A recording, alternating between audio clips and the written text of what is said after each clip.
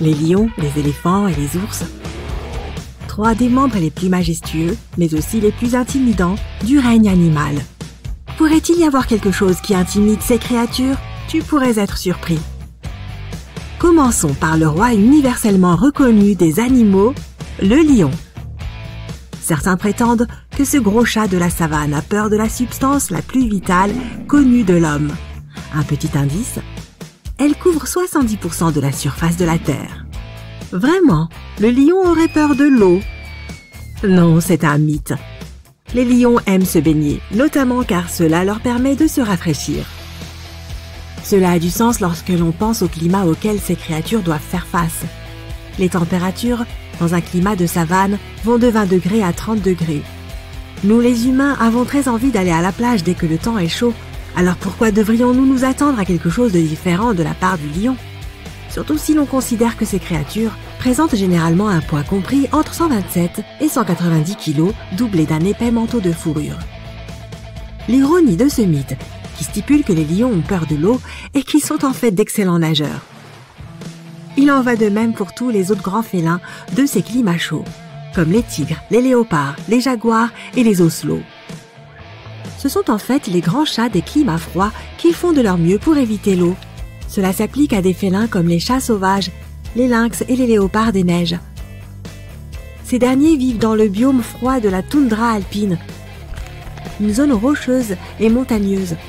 Les températures y descendent jusqu'à 1 degré. Encore une fois, il est parfaitement logique que ces grands chats des climats froids redoutent l'eau.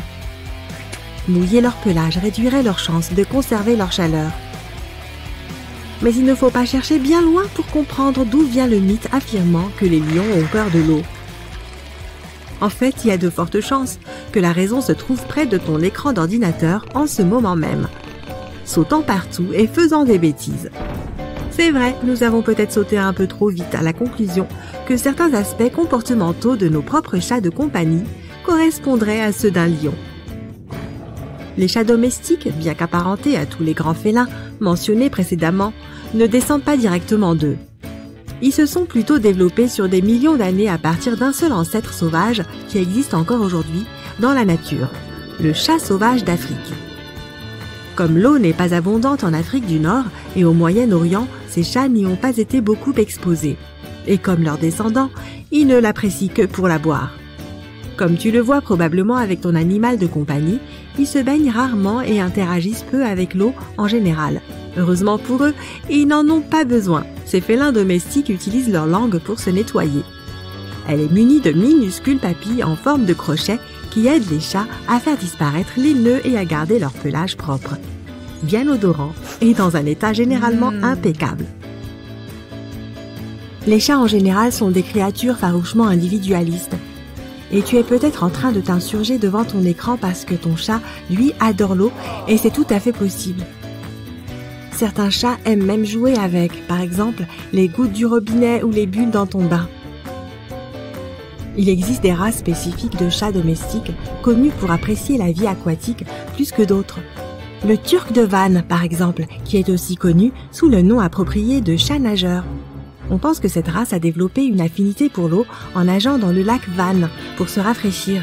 Ce lac se trouve dans la région où ces animaux ont évolué. Passons maintenant à un problème auquel un chat n'a absolument pas à faire face. As-tu déjà entendu parler de la musophobie?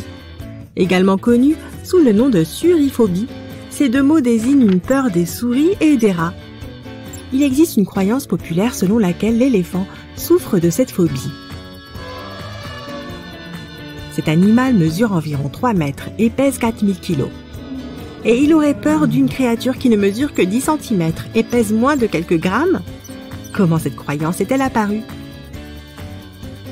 Eh bien, le fondement de cette rumeur repose sur la possibilité que les éléphants soient bel et bien paranoïaques à l'idée que les souris puissent grimper dans leur trompe. Si une souris réussissait à le faire, il y aurait un risque qu'elle provoque une irritation et un blocage à l'intérieur de celle-ci.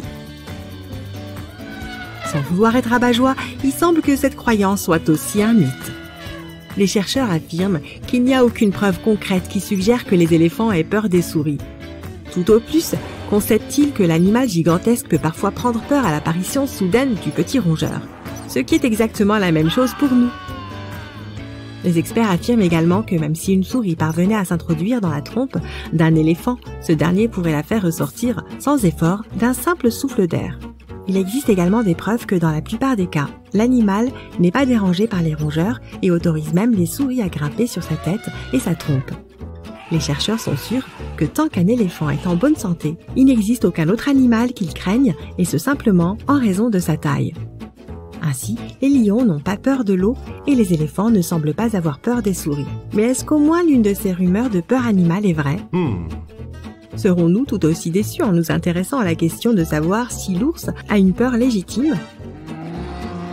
Eh bien, ce serait compter sans le meilleur ami de l'homme. Oui, les ours se sentent assez mal à l'aise lorsqu'ils sont en présence de chiens. Et ce malgré une parenté génétique éloignée avec eux. Lorsque les deux créatures se rencontrent, le chien est capable de poursuivre, d'intimider, de coincer ou de contrarier l'ours. Quant au puissant animal, il essaiera plutôt d'éviter tout affrontement avec le chien. Il existe même une race de chiens finlandais connue sous le nom de chien d'ours de Carélie. Cette espèce est spécialement employée pour tenir tête aux grands animaux comme les ours. Ce chien a un excellent sens de l'orientation, une grande souplesse et maîtrise de son corps, du courage, un bon odorat et de la persévérance. Cela signifie-t-il que tu peux te promener avec ton chien dans une zone connue pour abriter des ours et te sentir absolument serein et confiant grâce à la présence de ton fidèle compagnon ? Pas vraiment. Même si les ours peuvent être nerveux en présence de chiens, il ne faut pas oublier leur taille ni leur puissance. L'ours noir américain peut atteindre une hauteur de près de 2 mètres et peser jusqu'à 300 kilos. Si une mère ours n'a nulle part où aller, ou si elle sent que ses petits sont en danger, il est tout à fait possible qu'elle se mette en colère, ce qui peut entraîner de gros problèmes pour toi ou ton chien. Donc personne ne devrait jamais éprouver cette théorie.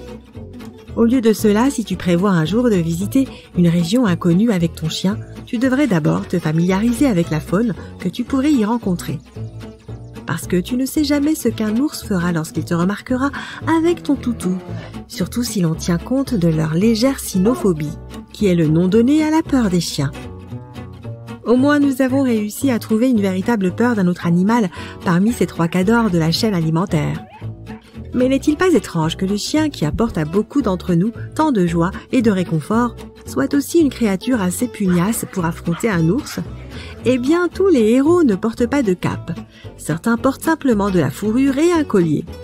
Et tant qu'on y est, pourquoi ne pas jeter un coup d'œil à ce qui effraie nos fidèles compagnons à fourrure ? T'es-tu déjà demandé pourquoi ton chien était mal à l'aise lorsqu'il entend des bruits forts ? Le degré de peur diffère chez chaque chien. Mais c'est la simple imprévisibilité du tonnerre et des éclairs ou des fortes détonations qui accompagnent les feux d'artifice qui provoquent le malaise de ton chien. L'incapacité à comprendre ce qui provoque ce bruit assourdissant peut pousser ton chien à trembler, à rentrer sa queue entre ses pattes ou même à s'enfuir de la maison. Une autre situation qui peut vraiment effrayer vos fidèles animaux de compagnie est lorsque nous les laissons tout seuls. Cela peut malheureusement devenir un cauchemar pour tes voisins, car un symptôme courant de cette peur est l'aboiement excessif. Cette peur peut aussi causer des problèmes plus près de chez toi. Tu t'es déjà demandé pourquoi ton chien avait mâchouillé ton canapé ? Ces accidents d'apprentissage sont typiques lorsqu'un chien souffre d'anxiété liée à la séparation. Mais tu ne peux pas rester longtemps en colère contre ton chien, n'est-ce pas ? Ton meilleur ami se rattrapera lorsque vous croiserez un ours. Aux États-Unis, les gens sont victimes chaque année de 250 000 morsures humaines, de 400 000 morsures de chats et de 4,5 millions de morsures de chiens. Oui, nos adorables animaux nous attaquent souvent à l'improviste. Voici quelques exemples parmi les plus mignons et les plus féroces. Oubliez ces vidéos virales de gens qui enlacent des pandas. Ces mignonnes grosses bêtes peuvent être étonnamment dangereuses. Malgré leur look de dessin animé, ce sont des animaux sauvages et ils vous attaqueront s'ils se sentent menacés. Même un léopard des neiges évitera de déranger un panda adulte.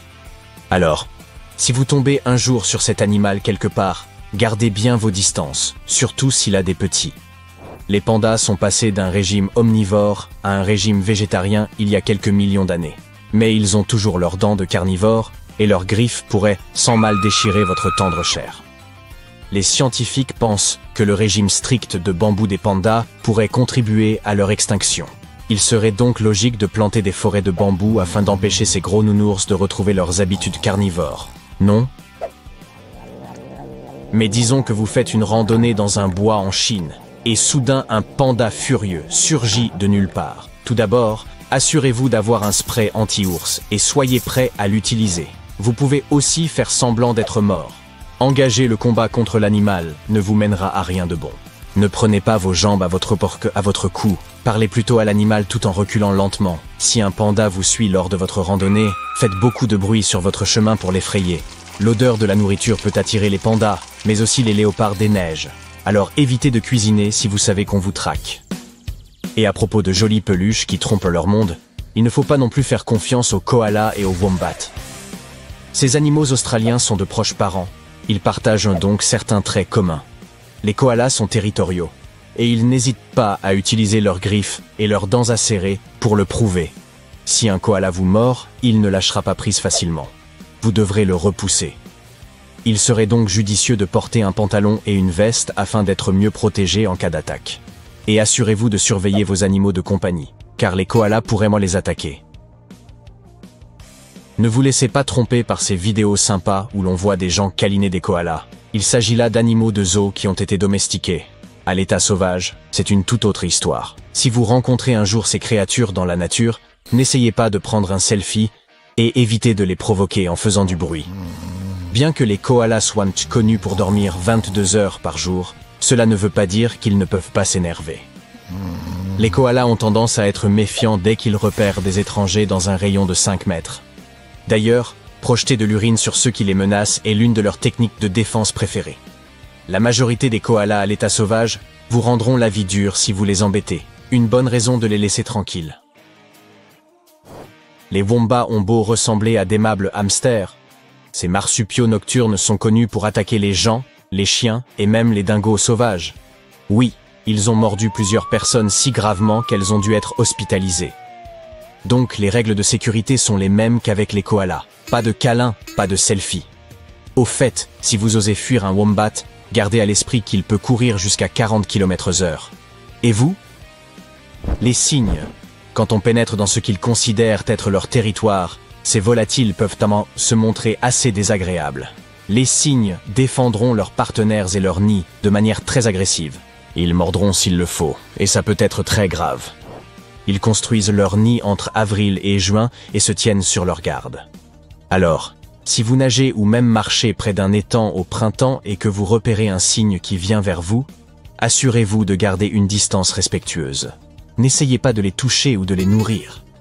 Ne faites rien qui puisse les provoquer. Et ne vous approchez surtout pas de leur nid. Méfiez-vous du cygne muet, c'est un grand voyou dans le monde des oiseaux. Ces gars sont moins bavards que d'autres espèces de cygnes. Ils ne vous préviendront donc pas avant de s'attaquer à vous silencieusement. Si cela se produit, ne fuyez pas. Essayez de rester calme, ne tournez pas le dos au cygne et reculez lentement. Se protéger derrière une clôture ou un arbre est une très bonne idée. Vous pouvez aussi tromper le cygne en lui faisant croire que vous êtes un grand oiseau. Montrez-lui simplement votre parapluie ouvert ou un vêtement large qui ressemble à des ailes, si vous avez ça sur vous. Vous pourriez aussi tomber sur un cygne qui semblera avoir besoin de votre aide. Même si ça vous brise le cœur, vous devez éviter d'essayer de sauver l'oiseau tout seul. Parce que le cygne pourra percevoir votre aide comme une menace. Au lieu de l'aider, le mieux est de prévenir les gardes forestiers qui prendront soin de l'animal de manière appropriée. Il existe de nombreuses histoires de dauphins qui sauvent des gens et sont mignons comme tout, mais ils peuvent être étonnamment dangereux, surtout à l'état sauvage. Même les requins évitent en général de se frotter à un dauphin de mauvaise humeur. Nager avec ces créatures souriantes est plus risqué que vous ne le pensez. Les dauphins peuvent s'amuser à vous pousser avec leur nez et leur corps puissant. Dans certains cas, ils peuvent décider de vous entraîner sous l'eau ou de vous mordre. Malheureusement, tout le monde ne survit pas à de telles rencontres. Alors, comment distinguer un dauphin gentil d'un méchant? Tout d'abord, si le dauphin est sauvage, ne tentez jamais de le nourrir, de le caresser ou de jouer avec lui. Si vous les voyez claquer leurs mâchoires, chasser, claquer leur queue sur l'eau, ou même cracher des bulles, dites-vous bien qu'ils ne sont pas là pour rigoler. Si vous faites un jour du kayak ou que vous nagez près d'un dauphin agressif, fuyez la zone aussi vite que possible. Vous voulez voir l'une des créatures les plus matures, les plus venimeuses de la Terre? Eh bien, la voici. Difficile de résister à l'envie de mettre ce petit gars coloré sur votre paume pour prendre une jolie photo. Mais ça pourrait être votre dernière séance. La cocoïe de Colombie possède suffisamment de venin pour ôter la vie à 10 hommes adultes en bonne santé. Ce poison s'attaque au système nerveux des prédateurs et provoque des contractions musculaires, une paralysie respiratoire et bien pire. Contrairement aux serpents et aux scorpions, les cocoïes de Colombie n'ont pas besoin de mordre pour injecter leur venin. Ils l'excrètent par leurs glandes cutanées. Donc, si vous touchez par mégarde cet animal, ne vous frottez pas les yeux et lavez-vous immédiatement les mains. La toxine doit pénétrer dans votre sang pour être active. Si vous avez des coupures sur la peau, rendez-vous dans un hôpital le plus tôt possible. Et gardez à l'esprit que la peau de ces grenouilles empoisonne tout ce qu'elle touche. Et que le poison peut rester sur les objets pendant près d'une année. Oh, regardez ce jouet qui ressemble à Shrek. Mais attendez, il est vivant. Voici l'un des rares mammifères venimeux de la planète, le nycticèbe. Pas étonnant que cette créature poilue soit la star du marché des animaux de compagnie clandestins. Mais il faut bien lire les instructions avant de l'acheter, car un remboursement est peu probable. Vous avez peut-être déjà vu cet animal lever les mains comme s'il se rendait à la police? Eh non! Le nycticèbe libère la toxine de sa glande brachiale située sur ses coudes. Ce petit animal à l'aspect innocent prend son venin dans sa bouche pour le mélanger à sa salive. Ensuite, il frotte cette salive sur ses poils afin d'effrayer ses ennemis. Mais il peut aussi vous infliger une morsure que vous n'oublierez jamais. Cette toxine provoque un choc anaphylactique. Elle est donc dangereuse pour les humains. Vous voulez toujours ramener cette jolie créature chez vous? Prenez plutôt un chien. Ce n'est pas parce que l'ornithorynque ressemble un peu à un Pokémon que vous pouvez baisser votre garde. Les mâles ont une arme pour se battre contre leurs rivaux, des éperons cachés sur leurs pattes arrière. Ils contiennent un venin qui peut être fatal à un animal de la taille d'un chien. Mais attention quand même, ils s'attaquent également aux humains. On décrit la sensation provoquée par le venin de l'ornithorynque comme une douleur intense de longue durée qu'aucun médicament conventionnel ne peut soulager. Alors n'allez pas caresser cette créature, ça n'en vaut pas la peine. Il y a beaucoup plus d'animaux mignons mais dangereux sur la planète. Alors souvenez-vous que les apparences peuvent être trompeuses, et restez en sécurité. Vous avez décidé de faire de la plongée sous-marine pour la première fois. L'eau est claire, et le soleil illumine le fond marin. Vous prenez quelques selfies avec les poissons qui passent, quand soudain, l'océan devient sombre comme la nuit. Vous levez les yeux et... oh, mon Dieu, qu'est-ce que c'est que cet énorme animal? Ce n'est certainement pas un requin, pas plus qu'une baleine. Est-ce une tortue? Oui, mais n'ayez pas peur, elle ne va pas vous faire de mal. Si vous aviez vécu sur cette même terre il y a environ 72 millions d'années, alors peut-être que cela aurait pu vraiment vous arriver. Les scientifiques ont récemment découvert les fossiles d'une énorme tortue marine qui aurait pu atteindre jusqu'à 4 mètres de longueur. Si vous n'avez aucune idée de ce que cela représente, voyons quelques exemples. C'est la longueur moyenne d'un hippopotame, de 6 Golden Retrievers mis bout à bout, ou de 2 Michael Jordans empilés l'un sur l'autre. Le nom scientifique de cette tortue, la Leviathanochelisa enigmatica, est un hommage au monstre marin de légende connu sous le nom de Léviathan. Peut-être vous en souvenez-vous de vos cours de mythologie à l'école. Le Léviathan est censé être une créature mythique qui avalerait des navires entiers ou les marins considérés comme trop avides par la créature. Pouvez-vous imaginer être avalé par cette énorme tortue de mer? Moi, je passe mon tour. Les fossiles de cette gigantesque créature ont commencé à être excavés entre 2016 et 2021 dans le nord-est de l'Espagne. Le premier fossile a été localisé par un randonneur dans les Pyrénées espagnoles et il mesurait environ 20 cm de long. Le bassin de cette tortue mesurait à lui seul près de 90 cm. Il s'agirait très certainement de l'une des plus grosses tortues aujourd'hui, si elle ne s'était pas éteinte.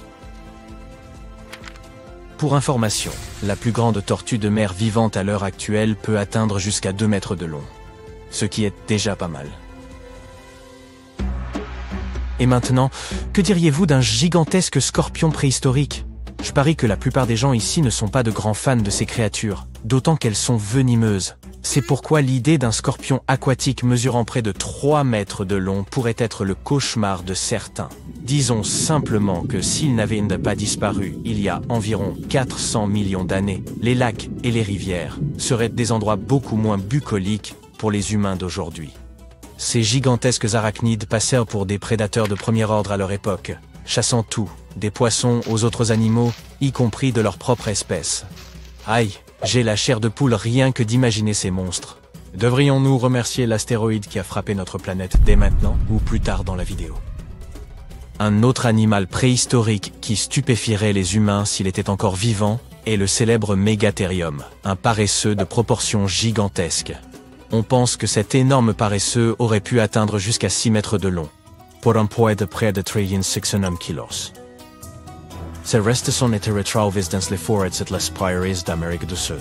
La créature avait pour habitude de se tenir sur ses deux pattes afin d'atteindre les feuilles des plus hautes branches. Ces paresseux géants avaient de longues griffes. Elles les aidaient à grimper aux arbres. Je dois bien admettre, je ne me pas très à l'aise en imaginant ces paresseux de la taille d'un éléphant grimper aux arbres. Oh, bien sûr, certains dinosaures feront partie de notre liste de créatures surdimensionnées. Mais avant cela, voici un fait amusant. Saviez-vous que certains dinosaures sont toujours vivants aujourd'hui? Les chercheurs ont déterminé que les oiseaux pouvaient être classés comme des théropodes. Des créatures redoutables telles que le tyrannosaure et le vélociraptor appartenaient à ce groupe.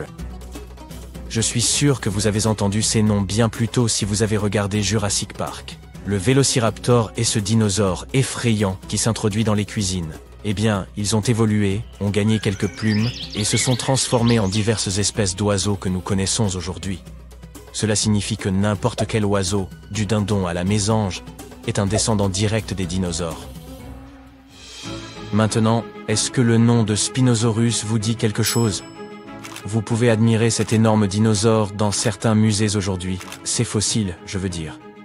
Le Spinosaurus était l'un des plus grands prédateurs terrestres à avoir foulé la Terre, ou plutôt, à avoir foulé la Terre et ses eaux, car les chercheurs pensent que ce dino était semi-aquatique. Il se nourrissait principalement de viande, ce qui signifie que les humains seraient des proies naturelles s'ils vivaient encore aujourd'hui.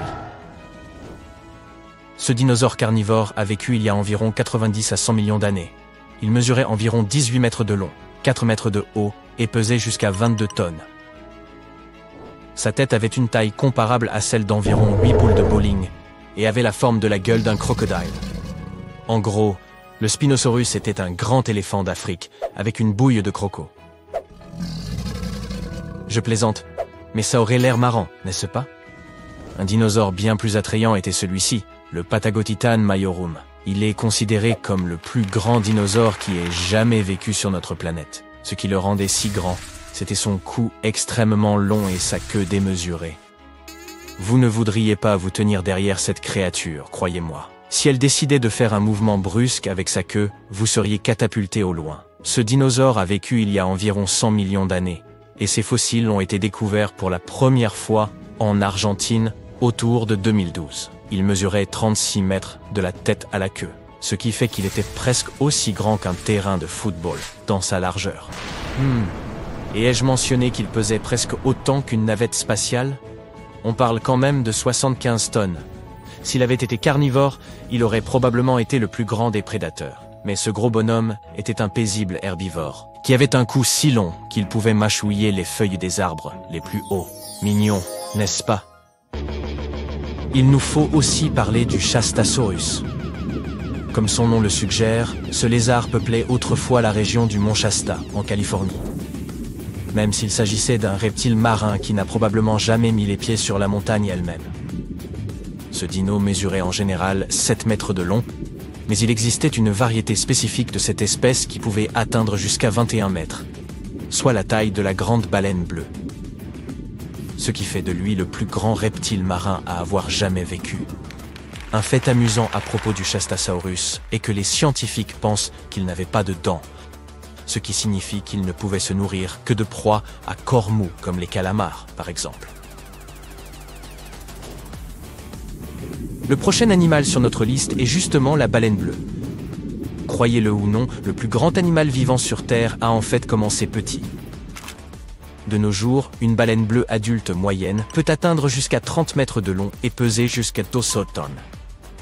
C'est plus ou moins le poids de 40 éléphants réunis, ou de 30 tyrannosaures, ou de 250 personnes de taille moyenne. Les baleines bleues doivent consommer jusqu'à 500 millions de calories par jour pour alimenter ce corps. Juste pour information, c'est l'équivalent de 30 000 Big Mac. Mais les baleines bleues n'ont pas toujours été aussi grandes. Elles ont en fait évolué à partir d'un mammifère à 4 pattes qui arpentait la Terre il y a environ 48 millions d'années.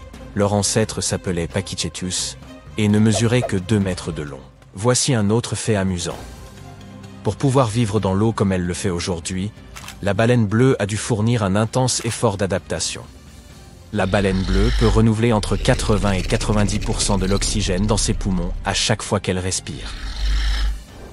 En comparaison, un humain n'en renouvelle que jusqu'à 15%. Cela permet à ces créatures de plonger jusqu'à 1 heure entière et d'atteindre une profondeur stupéfiante de 100 mètres. Les éléphants étaient destinés à faire partie de cette liste. Les éléphants d'Afrique sont actuellement les plus grands animaux terrestres de notre planète. Ils peuvent atteindre environ 4 mètres de haut et peser jusqu'à 7 tonnes. C'est assez petit si on les compare à d'autres animaux qui ont autrefois vécu sur Terre, n'est-ce pas? Mais si on place un humain d'environ 1,80 m à côté d'un éléphant, on voit bien qu'il n'est pas si petit que ça. Les éléphants d'Afrique sont plus grands que leurs proches parents, les éléphants d'Asie, et ils ont une espérance de vie similaire à celle des humains, jusqu'à 70 ans. Pokémon nous a peut-être tous fait un jour souhaiter que les salamandres soient de véritables dragons. Bien que ce ne soit pas le cas, elles peuvent quand même être fascinantes. Il existe une espèce géante de salamandre, qui est connue pour être le plus grand amphibien vivant. Elles peuvent atteindre la taille d'un humain de taille moyenne, soit 1,80 m. Je doute que ce soit une rencontre sous-marine très agréable. Il existe des requins qui brillent dans le noir. Par exemple, les requins houles. Ils vivent dans les profondeurs sombres de l'océan, à près de 518 mètres sous la surface. Personne ne sait exactement pourquoi, mais ils émettent une lueur fluorescente que seuls les autres requins houles peuvent voir. Les scientifiques ont détecté cette lueur en utilisant des filtres qui bloquent la lumière jaune. Ils pensent que cela pourrait être le moyen pour ces gros poissons de communiquer avec leurs copains. Cette lueur aide ces requins à combattre les infections au niveau microbien. Les vachers ont des mots de passe secrets qu'ils utilisent pour se reconnaître entre eux. Il s'agit d'un type spécifique d'oiseaux parasites puisqu'ils pondent leurs œufs dans les nids d'autres espèces d'oiseaux. Les jeunes vachers ont un mécanisme interne qui leur permet de reconnaître le chant de leur espèce comme une sorte de mot de passe secret que seuls connaissent. C'est ainsi qu'ils parviennent à trouver d'autres oiseaux de leur espèce. Un grizzly a une force de morsure incroyablement forte. Il peut sembler mignon, mais si tu t'approches de ce grand gaillard, tu ferais mieux de rester hors de portée de ses griffes tranchantes et surtout de sa gueule. Sa force de morsure est de plus de 8 millions de pascal, ce qui signifie qu'il peut broyer une boule de bowling. Certains animaux ont de grosses rayures épaisses, d'autres sont plus superficielles. Les tigres font partie du premier groupe.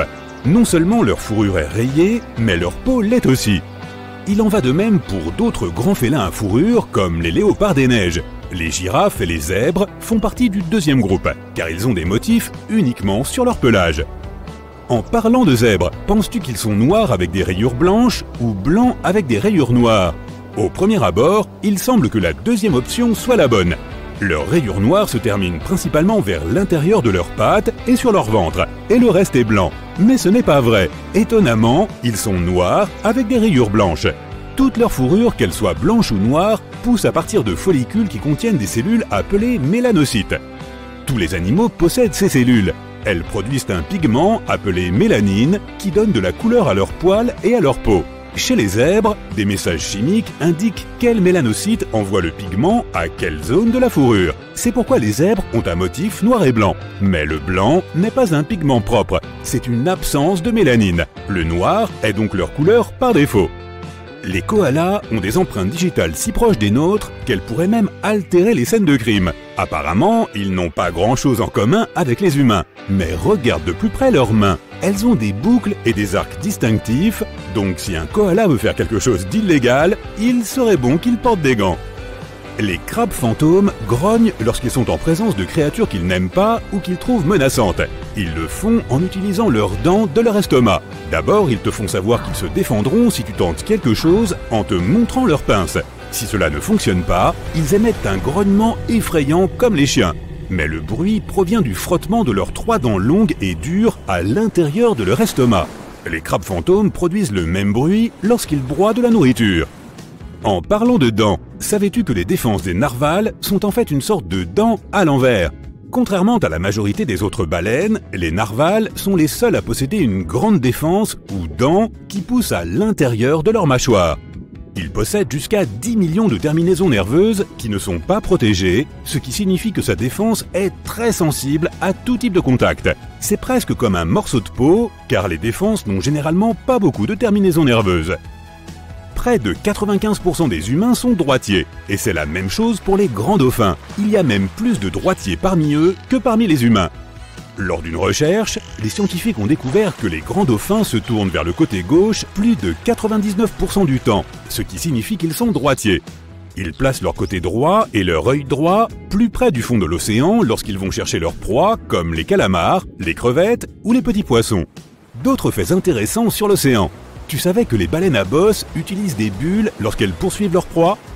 On pourrait penser qu'elles n'ont pas besoin de méthodes particulières vu leur taille. Mais lorsqu'elles guettent leur proie dans les eaux profondes, ces baleines font équipe et utilisent une technique appelée filet à bulles. Tout en nageant en spirale ascendante, elles soufflent des bulles sous l'eau. Ces bulles empêchent les poissons de s'échapper. La plus ancienne preuve que nous ayons de chats domestiqués remonte à 12 000 ans. Des chercheurs l'ont découverte il y a près de 20 ans en creusant dans un ancien village de Chypre. Ils ont trouvé des ossements de chats juste à côté d'ossements humains, ce qui suggère qu'ils étaient proches même lorsque leur vie prenait fin. Les humains étaient des chasseurs, ils ont donc domestiqué les chiens en premier il y a environ 29 000 ans. Les chiens les aidaient à attraper d'autres animaux, mais ils ne pensaient pas avoir besoin de chats jusqu'à ce qu'ils commencent à se sédentariser et à stocker les surplus de récolte. Les souris sont souvent présentes dans les entrepôts de céréales et les chats se sont avérés très utiles à cette époque. Les macareux sont très ingénieux lorsqu'ils veulent se gratter le corps. Ils peuvent sans doute être fiers de leur magnifique bec, mais ils pensent manifestement que ce n'est pas suffisant pour se gratter. Les chercheurs ont remarqué qu'ils ont tendance à prendre spontanément un petit bâton en bois pour gratter un endroit qui les démange. Il y a un type spécial de fourmi qui ne vit que dans une petite partie de Manhattan. Le terre-plein de Broadway, entre les 63e et 76e rues, est l'endroit que ces créatures rampantes ont décidé de choisir. La Manhattan Ant semble venir d'Europe, mais aucune espèce européenne ne peut réellement lui ressembler. Hey, les fans de Potter, pouvez-vous croire qu'il existe une chose comme une grenouille en chocolat? Eh bien, pas tout à fait, mais ça lui ressemble. La Nouvelle-Guinée et l'Australie n'ont pas toujours été séparées. Elles ont passé des millions d'années ensemble jusqu'à ce que, il y a environ 12 000 ans, le niveau des mers les sépare. Comme elles sont restées ensemble pendant si longtemps, certains animaux et certaines plantes vivent encore dans les deux régions, notamment les rainettes de White. Ces grenouilles se sont répandues très loin et certaines d'entre elles qui vivent dans des régions chaudes et marécageuses entourées de nombreux crocodiles ont l'air d'être en chocolat. Nous connaissons tous les flamants roses pour leur couleur particulière, mais ils ne sont pas vraiment roses. Ils naissent gris et resteraient ainsi s'ils ne se nourrissaient pas d'algues bleues et de crevettes. Ces aliments contiennent un colorant naturel spécifique, ce qui explique pourquoi les plumes des flamants roses deviennent roses avec le temps. Lorsque les petits diables de Tasmanie grandissent et quittent leur mère, ils se regroupent et forment des liens qui durent toute leur vie. Les vaches ont aussi des liens sociaux plus forts qu'on ne le pense. Elles aiment socialiser et nouent des amitiés durables. Une étude a même révélé que leur rythme cardiaque augmente sensiblement en signe de stress lorsqu'elles sont séparées de leurs meilleurs amis.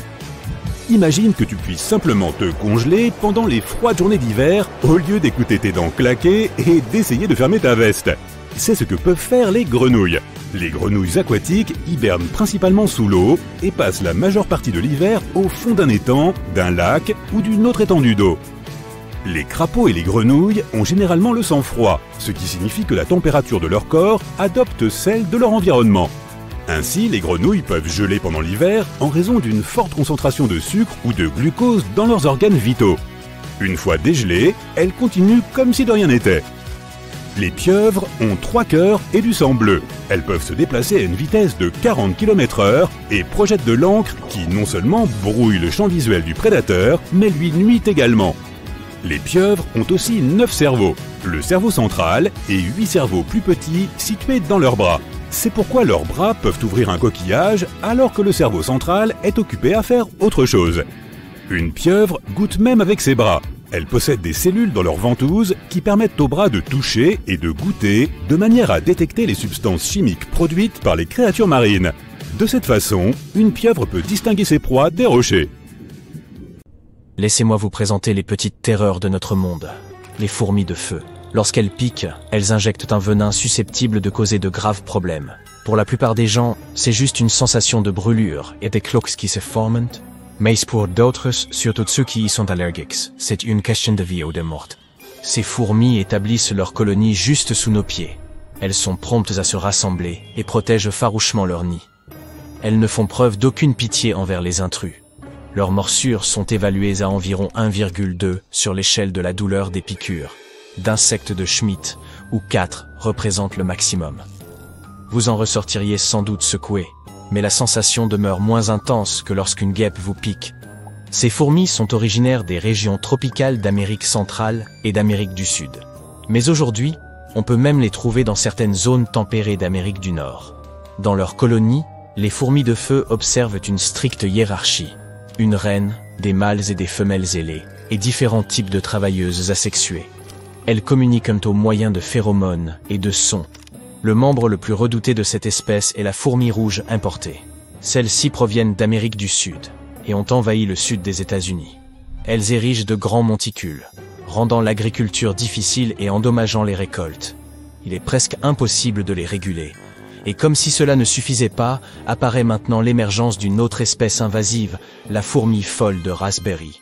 Celle-ci présente une menace envers tout écosystème endémique. Il s'avère que les fourmis peuvent être dangereusement hostiles. Les chatoyants méloïdés figurent parmi les 10 insectes les plus dangereux au monde. Heureusement, ils ne sont pas mortels pour l'homme, à moins qu'ils ne nous attaquent en grand nombre. Toutefois, ils représentent une sérieuse menace pour les grands animaux tels que les chevaux.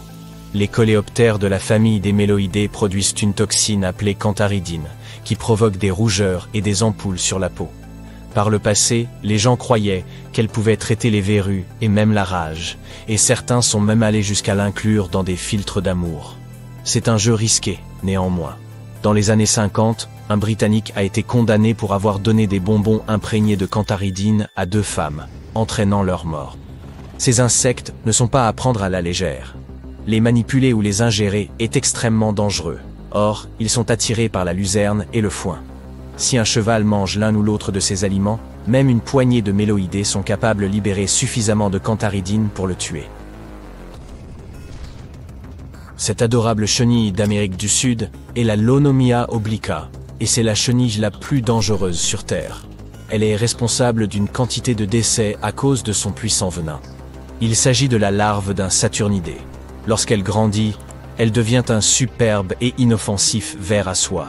Mais si vous les apercevez alors qu'elles sont encore juvéniles, mieux vaut rester à l'écart. Leur toxicité provient de leurs poils chargés de venin. Ils leur servent de mécanisme de défense contre les prédateurs. Le poison perturbe la coagulation sanguine et peut provoquer de très graves symptômes, comme des sensations de brûlure, des vomissements, des problèmes rénaux, et parfois même pire encore. Une seule piqûre n'aura probablement pas de sérieuses conséquences. Elle délivre seulement une infime quantité de venin. Mais ces chenilles ont tendance à se regrouper, et elles sont très douées pour le camouflage, ce qui accroît le risque de piqûres multiples. Les criquets eux-mêmes ne sont pas si dangereux pour l'homme, ce ne sont que des sauterelles ordinaires et bruyantes.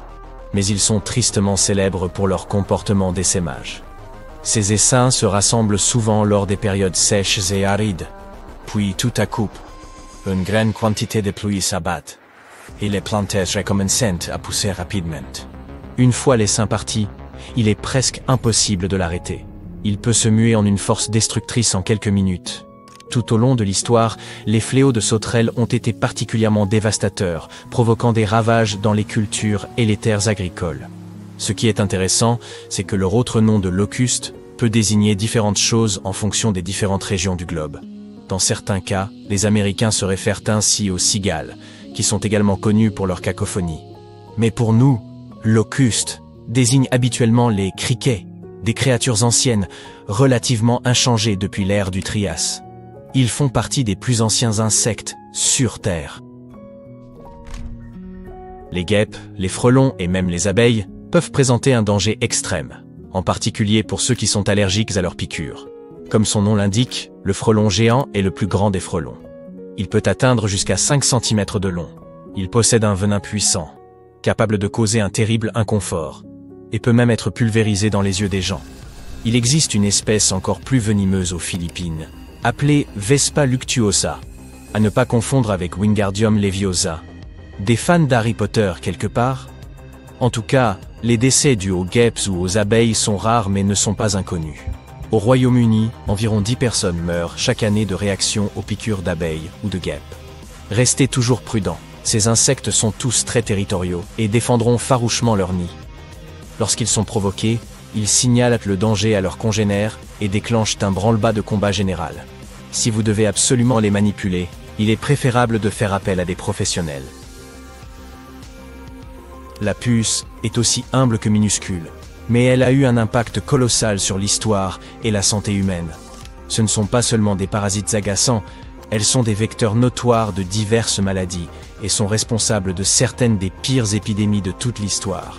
Au XIVe siècle, je n'étais pas encore là à l'époque, et c'est tant mieux, car la peste bubonique a tué plus de 25 millions de personnes à travers l'Europe. Les puces ont joué un grand rôle dans sa propagation. Elles passent leur vie à chercher des hôtes à sang chaud pour s'en nourrir, qu'il s'agisse de reptiles, de mammifères, d'animaux domestiques ou d'humains. Malgré leur petite taille et l'absence d'ailes, elles compensent cela par une capacité de saut impressionnante. Elles peuvent bondir jusqu'à 1,80 m de haut et parcourir ainsi plus de 360 mètres dans les airs. Une piqûre de puce peut sembler n'être qu'un désagrément mineur, causant des démangeaisons et une inflammation. Mais une grande quantité d'entre elles peut entraîner l'anémie de l'hôte. Bien sûr, la partie la plus dangereuse à leur sujet demeure les virus, bactéries et autres parasites qu'elles transmettent. Les Triatominae vivent principalement dans les deux parties du continent américain, avec des populations plus petites en Afrique et en Asie. Elles sont particulièrement douées pour transmettre des bactéries, des virus et des parasites. L'un des parasites dont elles sont porteuses est le Trypanosoma cruzi. Il est responsable de maladies qui touchent des millions de personnes à travers le monde et qui font des milliers de victimes chaque année. Ce qui n'est pas anodin, c'est que les symptômes n'apparaissent souvent pas avant 10, 20 ou même 30 ans après avoir été piqués. Ils se manifestent généralement par une insuffisance cardiaque, des problèmes digestifs ou des troubles du système nerveux. Ces insectes sont de véritables vampires, qui vous sucent le sang et sont attirés par la respiration de leurs proies. Si vous respirez par la bouche, vous êtes soumissible de choix. Ce ne sont pas non plus les mangeurs les plus raffinés, mordant souvent de manière quasi incontrôlable, ce qui ne fait qu'ajouter au problème. Beaucoup ont déjà entendu parler de la mouche tsetse, un insecte singulier et effrayant, originaire d'Afrique tropicale. Ces mouches sont porteuses d'une des maladies humaines les plus dévastatrices, celle du sommeil. De même que les Triatominae, la mouche tsetse est transmetteuse de trypanosomes, les parasites qui provoquent ladite maladie. Elles acquièrent ce parasite à partir d'un hôte infecté ou celui-ci se développe à l'intérieur même du corps de la mouche. La maladie du sommeil ne frappe pas immédiatement. Après une piqûre, il faut 1 à 3 semaines pour que les symptômes apparaissent. Fièvre, maux de tête, douleurs articulaires et démangeaisons. À mesure que le mal progresse, il peut envahir le système nerveux, entraînant la confusion, l'insomnie et une perte d'équilibre. Sans traitement, il peut entraîner un coma suivi d'une issue fatale. Heureusement, la maladie du sommeil peut être traitée, et le nombre de pertes humaines tend à diminuer. La mouche tsetse a aussi une importance historique, sa présence ayant entravé l'expansion coloniale européenne en Afrique. Et la couronne de l'insecte le plus dangereux au monde revient aux moustiques. Ce n'est guère surprenant.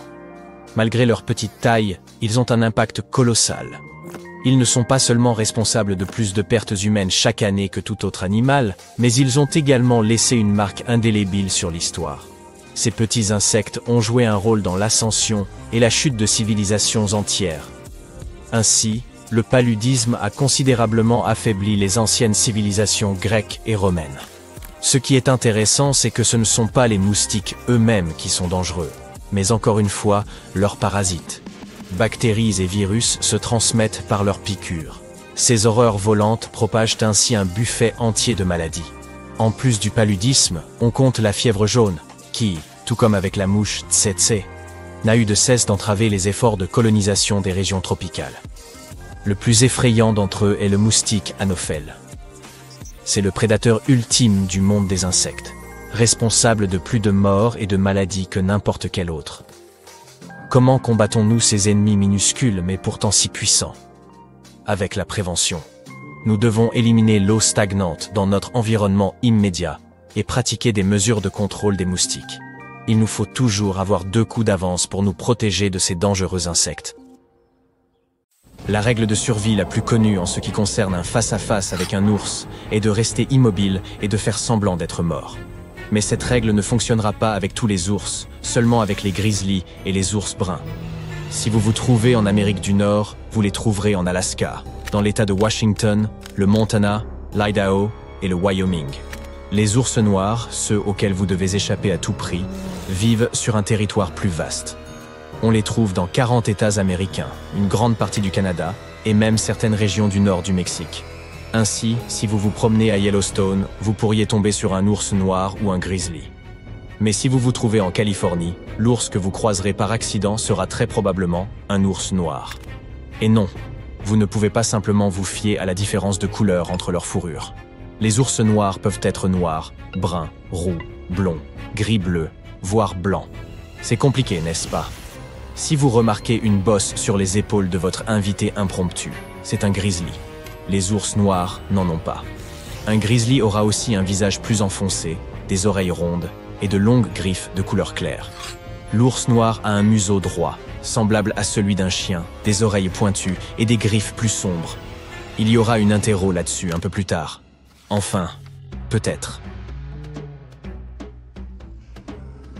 Donc, si vous êtes sûr que c'est un grizzly ou un ours brun, allongez-vous.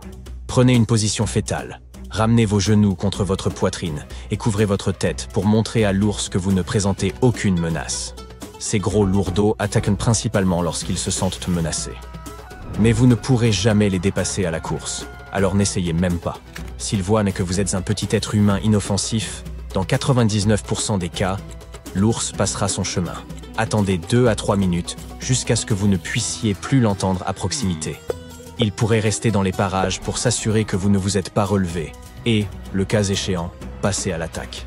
Si vous êtes paré pour une telle urgence et que vous avez un spray anti-ours sur vous, enlevez le clip de sécurité lorsque l'animal est à environ 5 mètres et vaporisez-en l'ours. Visez légèrement en dessous de son visage. C'est plus efficace que d'adopter simplement une position fétale. Lorsque l'ours bat en retraite, fuyez dans la direction opposée au prédateur. Vous avez tout compris. Si vous avez affaire à un ours noir, il ne s'arrêtera pas en vous voyant recroquevillé au sol. Et si vous n'avez pas de spray anti-ours sur vous et qu'il semble clairement intéressé, montrez-lui qui est le patron. Jetez-lui des pierres ou vos affaires et criez bien fort, applaudissez, faites-vous paraître plus grand en levant haut les bras et en agitant votre veste, grimpez sur un rocher ou sur une souche. Faites tout ce que vous pouvez pour l'effrayer. Les ours noirs ressemblent beaucoup à ces petits voyous à l'école qui en veulent à votre goûter. Ils abandonneront souvent s'ils voient que vous pouvez vous défendre. Si l'ours s'approche dangereusement de vous, frappez-le au nez ou aux yeux et essayez de le confondre ou de l'étourdir pour faire fuir cet indésirable compagnon de randonnée. Si l'ours, peu importe le type, est simplement assis à distance et vous regarde, essayez de vous éloigner très lentement. Déplacez-vous latéralement avec un léger angle pour ne pas trébucher en reculant loin du danger. De cette façon, l'ours ne pensera pas que vous essayez de fuir et ne sera pas incité à vous poursuivre. Parlez calmement à voix haute pour lui montrer que vous êtes un humain. Chanter peut aussi aider. Qui sait, peut-être qu'il connaîtra aussi la mélodie. Évitez le contact visuel direct avec l'animal et ne vous placez jamais entre un ourson et sa mère. Ne paniquez pas si l'ours se dresse sur ses pattes arrière, ce n'est pas une démonstration agressive. Si jamais vous prévoyez de visiter une région peuplée d'ours polaires, n'y allez pas sans moyen de dissuasion. Comme un tank par exemple. Les ours polaires mâles en bonne santé pèsent une demi-tonne, mesurent 2 mètres dressés sur leurs pattes arrière et peuvent pourchasser leur proie jusqu'à 40 km/h. Un groupe de 3 personnes ou plus peut pourtant suffire à intimider n'importe quel ours. Alors, ne sortez pas seul. Promenez-vous avec d'autres personnes et parlez fort pendant votre randonnée pour signaler que vous êtes un groupe d'humains. N'oubliez pas que tous les ours polaires ne sont pas des prédateurs désireux de faire de vous leur déjeuner. Certains d'entre eux vaquent simplement à leurs occupations. Si vous en voyez un avec la tête baissée, se faufilant, sans essayer d'aller ailleurs mais clairement en train de se focaliser sur vous, c'est là que vous devriez vous inquiéter. Éloignez-vous lentement de l'ours, ne courez pas, et utilisez vos moyens de dissuasion uniquement si l'ours s'approche de vous. Certains prétendent que l'ammoniac serait un excellent répulsif pour les ours. Ils n'aiment vraiment pas son odeur, donc si vous en imbibez quelques chiffons et que vous les jetez aux ordures, il ne devrait pas s'intéresser à vos poubelles. Et si vous croisez un ours dans la nature et qu'il ne semble pas tant s'intéresser à vous, l'ammoniac pourrait vous aider à le repousser. Néanmoins, l'ammoniac peut aussi endommager ses voies nasales, privant l'animal de son odorat, ce qui signifie qu'il ne sera plus capable de trouver sa nourriture. Cela pourrait également agacer un ours qui ne prévoyait pas de vous attaquer et le pousser à le faire. Tout ce qui a une odeur intéressante pour les ours, à commencer par votre nourriture et vos ordures, attirera leur attention et les poussera à venir inspecter votre tente. Cuisinez donc loin du camp et ne répandez pas d'ordures. Asperger votre tente de spray anti-ours pourrait s'avérer contre-productif. Les produits poivrés qu'ils contiennent peuvent leur rappeler l'odeur de la nourriture et pourraient être un moyen d'attirer les ours. Si vous remarquez un ours dressé au bord de la route, résistez à l'envie de vous arrêter pour prendre des photos. Éloignez-vous d'au moins 100 mètres et garez-vous dans un endroit sûr. Les ours en bord de route s'habituent rapidement aux humains et au bruit de la circulation, ce qui peut être dangereux pour eux. Et ils sont plus susceptibles de s'approcher des campings et des aires de pique-nique en quête de nourriture humaine. Les gens qui vivent en montagne ou au plus près de la nature sont habitués à la visite d'ours et ne les craignent généralement pas. Douglas Harder a ainsi aperçu une mère ours noire et ses 2 petits en train de vider la mangeoire à oiseaux de sa terrasse. Il lui est également arrivé de rentrer chez lui après un certain temps pour constater qu'un ours avait pénétré dans sa cuisine par une porte coulissante partiellement ouverte. L'intrus avait griffé un mur et chippé quelques friandises avant de s'enfuir. Harder venait juste de finir de nettoyer après l'ours, quand un ourson a poussé la tête à travers sa chatière. Ces photos sont devenues virales en ligne. Kristen Jones, quant à elle, rendait visite à ses parents en Caroline du Nord et avait décidé de faire du yoga sur la rive d'un lac à proximité. Elle portait des écouteurs et n'a pas entendu l'ours s'approcher d'elle par derrière. Soudain, elle a senti quelqu'un renifler et lécher son cou. Elle pensait que c'était le chien de ses voisins et a tendu le bras pour le caresser, ce qui a effrayé l'animal. Kristen a réussi à prendre quelques photos de l'ours en train de s'enfuir, bien que personne n'ait cru à l'histoire de cette léchouille. Elle se souvient de ce moment comme du plus effrayant de sa vie et espère qu'il ne se répétera jamais. Quant à l'ours, il se trouvait très probablement dans les parages en quête de nourriture, dans les poubelles et sur les terrasses des gens. Les scientifiques qui observent les ours polaires notent à quel point ces animaux sont incroyablement intelligents. Les membres de Polar Bears International ont pris des centaines de photos afin d'étudier au plus près ces animaux.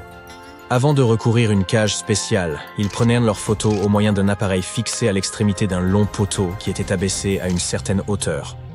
Un jour, le flash de l'appareil photo s'est déclenché juste devant le visage d'un ours. Il n'a guère apprécié ces méthodes de paparazzi, mais au lieu de détruire l'appareil photo, l'ours a calmement tendu la patte. Puis, il a étiré une griffe et l'a plantée dans le rebord de l'objectif. L'ours est resté ainsi et n'a plus lâché l'appareil photo. Le photographe avait beau essayer de remonter le poteau, c'était peine perdue. Après 15 bonnes minutes, le plantigrade a levé les yeux vers lui et a finalement lâché prise. On aurait dit qu'il essayait d'envoyer le message clair de ne plus jamais utiliser de flash sur lui. C'est juste une journée ordinaire. Comme d'habitude, tu prends une douche avant de commencer à te préparer pour le travail. Tout se passe comme prévu, jusqu'à ce que tout parte en cacahuète. Un geste maladroit, un peu d'eau renversée sur le sol, et te voilà en train de battre des bras en l'air, ton corps se rapprochant du sol à une vitesse effrayante. Tout devient noir. La première chose que tu entends est un sifflement aigu dans ta tête. Aïe, ta tête, aïe. Tu te lèves avec précaution. Il n'y a pas de sang, et c'est tant mieux. Ce qui est encore mieux, c'est que le bruit agaçant s'arrête brusquement. En te tenant la tête, tu sors de la salle de bain et tu manques de trébucher sur ton chat Milo. Il miaule, puis une voix claire dans ta tête te dit « Espèce de gros maladroit !» Hein ? Tu tournes la tête avec effroi, mais tu ne vois personne. Il n'y a que toi et... Milo ? Tu t'es probablement cogné la tête plus fort que tu ne le pensais. Tu hausses les épaules et tu te diriges vers la cuisine. Milo te suit. Tu entends des ronchonnements incessants. Pourquoi lui peut-il dormir dans la chambre alors que je suis interdit de séjour ? Pourquoi n'ai-je pas encore eu mon repas ? Cet humain est trop paresseux. Dois-je gratter le canapé ou laisser une souris sur son oreiller ? La première pensée qui te vient à l'esprit est « Il y a des souris dans la maison ?» La seconde est plus pertinente. « Je suis en train de perdre la boule. Génial !» En mode pilotage automatique, tu verses un peu de lait dans le bol de Milo et tu en remplis un autre avec des croquettes. Le chat ne semble pas satisfait de ta vélocité si l'on en croit son « Oh, pour l'amour du ciel, bouge-toi, mec !» Ok, maintenant, tu vas devoir vivre en sachant que ton chat bien-aimé Milo a en réalité le caractère d'un vieil homme grincheux. Oh ! Tu décides de t'enfermer à nouveau dans la salle de bain parce que tu commences à te sentir épuisé. Tu t'assieds lourdement sur le couvercle des toilettes et tu manques de tomber de ton trône à la renverse lorsque tu entends des bruits de disputes bruyantes. Après avoir regardé autour de toi, tu découvres qu'apparemment, il n'y a pas seulement des souris, mais aussi des cafards dans ta maison. Tout simplement génial. Actuellement, tu as les yeux fixés sur un couple de ces insectes qui semblent se chamailler. Du moins, l'un d'entre eux accuse l'autre de... Attends, quoi ? De tricher ? Tu en as assez entendu. Tu t'apprêtes à sortir de la salle de bain quand tu entends un bang. Dans la salle de bain, tu trouves ton chat par terre sous un pot de fleurs brisé. Le pire, c'est qu'il a l'air vraiment blessé. Il n'arrête pas de gémir et de miauler. J'ai mal, ma patte, aïe, aïe. Mais le canapé ne peut pas rester sans égratignure aujourd'hui. Tu attrapes Milo, le pousses dans sa caisse de transport. Hé, attention toi, le bipède. Et tu te diriges vers la clinique. Sur le chemin, tu dois te concentrer fortement pour bloquer le bruit des innombrables voix qui t'assaillent. La salle d'attente du vétérinaire est pleine. Tu vas devoir patienter longtemps. Une demi-heure plus tard, ta tête est prête à exploser. Tu as découvert que ce python jaune s'intéresse de façon suspecte au hamster que la jeune fille qui se trouve dans le coin serre contre sa poitrine. Si joli. Le hamster s'inquiète de sa réserve de noix. Où les ai-je cachés ? Où ? Un petit chien venu avec une dame âgée a peur des aiguilles. Si ce truc pointu s'approche encore une fois de moi, ils vont le regretter. Je détruirai tout le monde sur mon passage. Ton tour est enfin venu. La vétérinaire t'invite dans son cabinet et tu te penches pour récupérer Milo quand un jeune homme à l'air désespéré fait irruption dans la pièce. « Mon chiot, qu'est-ce qu'il a ?» La vétérinaire te regarde en s'excusant, mais tu es concentré sur le chiot. Il a l'air faible, mais tu parviens à comprendre les mots « chocolat, miam ». Lorsque tu dis au vétérinaire et au propriétaire anxieux que le toutou a mangé du chocolat, qui est en fait un poison pour les chiens, ils te regardent d'un drôle d'air et disparaissent dans le cabinet du médecin. Quelque temps plus tard, le type sort, tenant le chien qui a l'air bien mieux qu'avant. Lorsqu'ils sont partis, le vétérinaire se tourne vers toi. « Comment avez-vous compris que ce chien avait mangé du chocolat ?»« Oh, nous y voilà !» Tu décides que l'honnêteté est la meilleure stratégie. Et tu dis au vétérinaire que tu peux comprendre ce que disent les animaux. Bien sûr, elle ne te croit pas. Tu dois faire des efforts pour la persuader. Mais avec l'aide de 2 autres chiens, de Milo et d'un vieil écureuil, tu parviens à lui faire croire ce que tu avances. Lorsque tu rentres à la maison, tu as la tête qui tourne et tu as très faim. Tu ne penses qu'à des œufs au plat et du bacon. Miam! Attends, du bacon? Mais c'est... Oh, visiblement à partir d'aujourd'hui, tu es devenu végétalien. Quoi qu'il en soit, c'est là que tout bascule. Tu ne sais pas comment cela s'est produit, mais tu deviens célèbre du jour au lendemain. Le lendemain matin, un grand bruit te réveille. Et ce n'est pas comme si des animaux te parlaient. Tu regardes par la fenêtre et tu vois une foule de gens rassemblés autour de ta maison. Certains sont des journalistes, mais d'autres sont des propriétaires d'animaux de compagnie venus te demander de l'aide. Milo n'est pas content. Tout en grognant sans arrêt et en te traitant de tous les noms, il te mord la jambe et se réfugie sous les escaliers. Et toi, tu sors de chez toi pour parler aux gens et répondre aux questions des journalistes.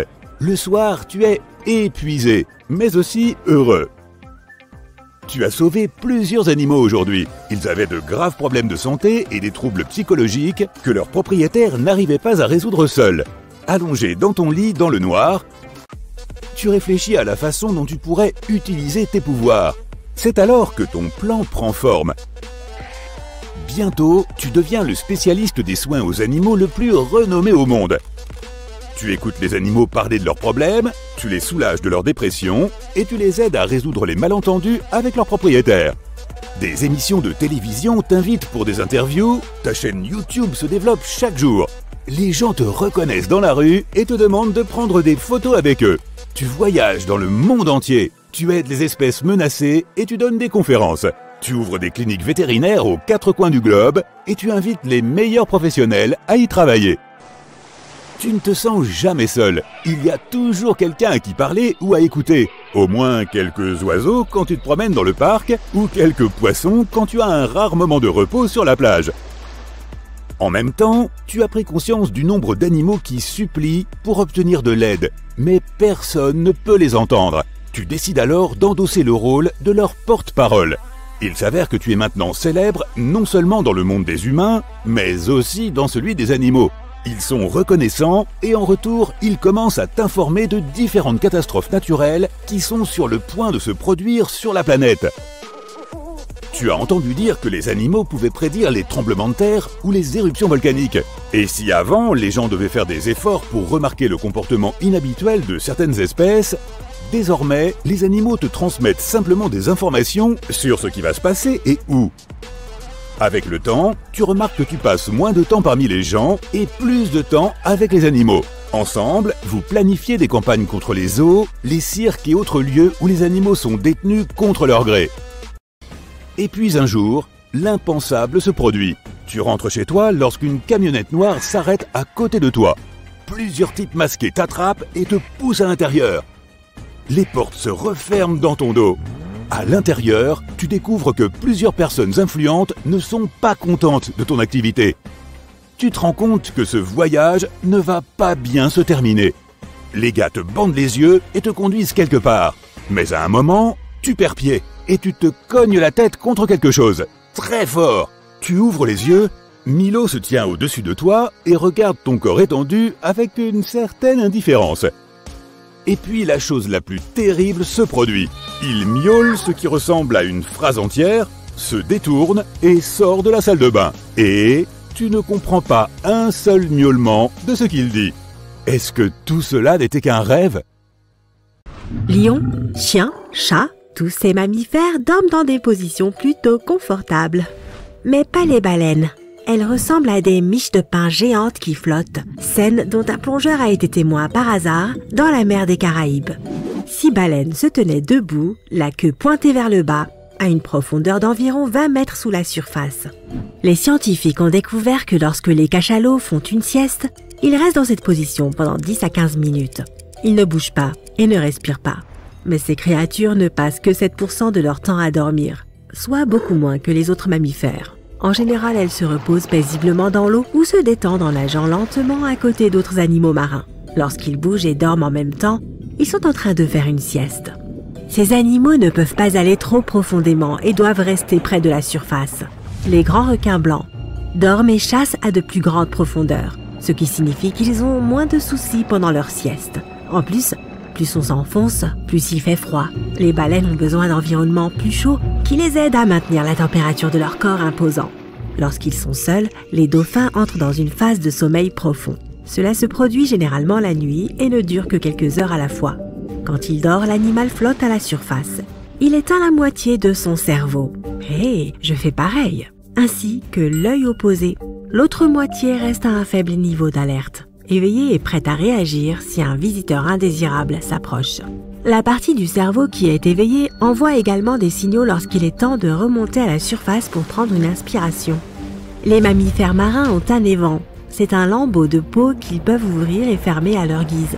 Les humains respirent de façon automatique. Ton corps sait ce qu'il doit faire même quand tu dors. Mais les baleines et les dauphins ont un système de respiration volontaire. Cela signifie qu'ils doivent aller consciemment à la surface pour respirer. Et une partie de leur cerveau doit toujours être éveillée pour informer l'animal qu'il est temps de remonter. Les baleines et les dauphins peuvent retenir leur souffle bien plus longtemps que les autres espèces. Ils ont également une plus grande tolérance au dioxyde de carbone et peuvent absorber plus d'air. Leurs globules rouges stockent également plus d'oxygène. Le sang des baleines et des dauphins ne va que dans les parties du corps qui ont réellement besoin d'oxygène. Si une baleine n'utilise que son cerveau, son cœur, ses nageoires ou d'autres muscles nécessaires à la nage, à ce moment-là, ce seront également les seules parties du corps qui recevront de l'oxygène. La digestion ou d'autres fonctions peuvent attendre. L'océan n'est pas un endroit où on peut se détendre et s'endormir paisiblement. Pendant leur sommeil, les poissons réduisent leur activité. Leur métabolisme devient lent. Certains d'entre eux continuent à flotter au même endroit. D'autres trouvent un endroit plus sûr parmi les coraux ou dans la boue. Très tôt dans leur vie, les dauphins apprennent à émettre un sifflement unique qui aide les autres membres de leur groupe à les identifier. Cela signifie que ces sifflements spécifiques sont leurs noms et les dauphins y répondent. Les palourdes ont des pieds. Ça ressemble à une grande langue qui dépasse parfois de la coquille. Mais c'est en fait le pied et il est relativement long par rapport à la longueur de l'animal. Les palourdes utilisent ce membre pour se terrer dans le sable. La baleine bleue est le plus grand animal vivant. Et elle est aussi plus grande que l'était la majorité des dinosaures. Elle peut atteindre plus de 30 mètres de long et peser près de 200 tonnes. Cela équivaut à 50 éléphants adultes. La langue d'une baleine bleue peut à elle seule peser plus qu'un éléphant. Un tel géant a besoin de beaucoup manger. 1 demi-million de calories en une seule bouchée. Le cœur de la baleine bleue fait la taille d'une petite voiture et pèse 590 kg. Pour faire circuler le sang dans un corps aussi gigantesque, les battements du cœur sont si forts qu'on peut les entendre même à 3 km de distance. Le pouls d'une baleine ne bat que 8 à 10 fois par minute. La baleine est l'une des créatures les plus bruyantes qui existent. Son cri peut atteindre 180 décibels, ce qui est aussi fort qu'un avion à réaction. Près de 95% du corps de la méduse est constitué d'eau. À titre de comparaison, le corps humain est composé à 60% d'eau. Ce n'est probablement pas une surprise, puisque les méduses n'ont pas de cœur, de sang, d'yeux ou de cerveau. Les autres 5% du poids de leur corps sont constitués de protéines, de muscles et de cellules nerveuses. Les méduses existent depuis plus de 500 millions d'années. Elles sont donc plus anciennes que les dinosaures. Ces créatures n'ont pas beaucoup changé, et les méduses d'aujourd'hui ressemblent beaucoup à leurs ancêtres. Ces créatures vivent dans l'océan, mais en 1991, plus de 2000 polypes de méduses ont été emmenés dans l'espace. Les scientifiques voulaient voir comment elles réagiraient dans un environnement sans gravité. Les méduses se sont reproduites et ont créé 60 000 nouveaux polypes. Mais malheureusement, ceux-ci ne pouvaient pas fonctionner normalement après leur retour sur Terre. Une espèce de méduse peut littéralement vivre éternellement. Quand elle vieillit, la créature descend au fond de la mer pour redevenir un polype. Et ce polype se transforme en une nouvelle méduse avec le même génome. Les requins du Groenland peuvent vivre 500 ans. Il s'agit d'un animal dont la durée de vie est presque la plus longue connue de tous les vertébrés. Les cachalots sont des créatures sociables qui passent leur vie entourées de leur famille. Ces animaux se soutiennent mutuellement et ont des amis proches dont ils se souviennent bien, même s'ils ne se voient pas pendant longtemps. Les anguilles électriques ont de petits yeux qui ne sont pas très efficaces dans les environnements sans lumière. Elles se fient donc surtout à leurs organes électriques. Ceux-ci sont constitués de 6000 cellules. Les anguilles les utilisent pour stocker de l'énergie comme des batteries. Ces créatures utilisent l'électricité comme les chauves-souris utilisent leur radar ou les dauphins leur sonar. Une anguille peut également produire suffisamment d'électricité pour alimenter un panneau d'ampoule électrique. Il existe un petit poisson archer tropical qui peut apprendre à reconnaître les visages humains. Ce poisson a la capacité intéressante de cracher de petits jets d'eau par sa bouche. Les chercheurs ont montré au poisson les images de 2 visages différents placés côte à côte. L'un était inconnu, l'autre familier. Le poisson était censé cracher de l'eau sur le visage familier. La créature a fait le bon choix dans plus de 80% des cas. Chaque année en hiver, les grands requins blancs qui vivent le long de la côte californienne disparaissent.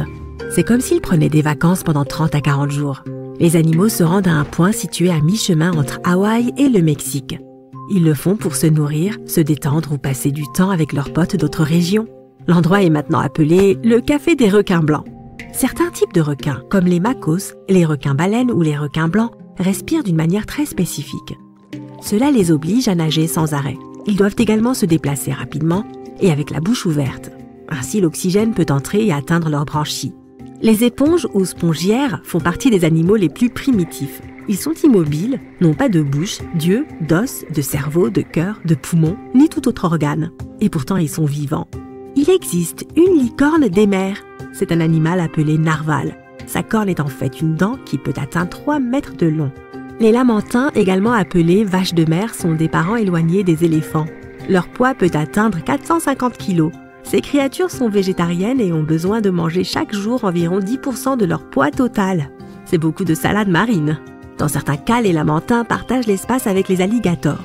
Mais ils s'entendent plutôt bien. Tu peux même trouver une photo de Floride où un alligator monte sur le dos d'un lamantin. Les poissons-grenouilles ont des nageoires spéciales qui aident ces créatures à marcher sur le sable. Elles sont très utiles dans les eaux peu profondes. Un solénostomidé ou poisson fantôme est difficile à voir, mais une fois que tu l'as repéré, tu vas être très surpris. Sa tête représente plus de 40% de son corps. Les crabes n'ont pas envie de perdre du temps avec des formalités telles que mettre la nourriture dans leur bouche. C'est pourquoi ils la goûtent avec leurs pattes, là où se trouvent leurs papilles gustatives.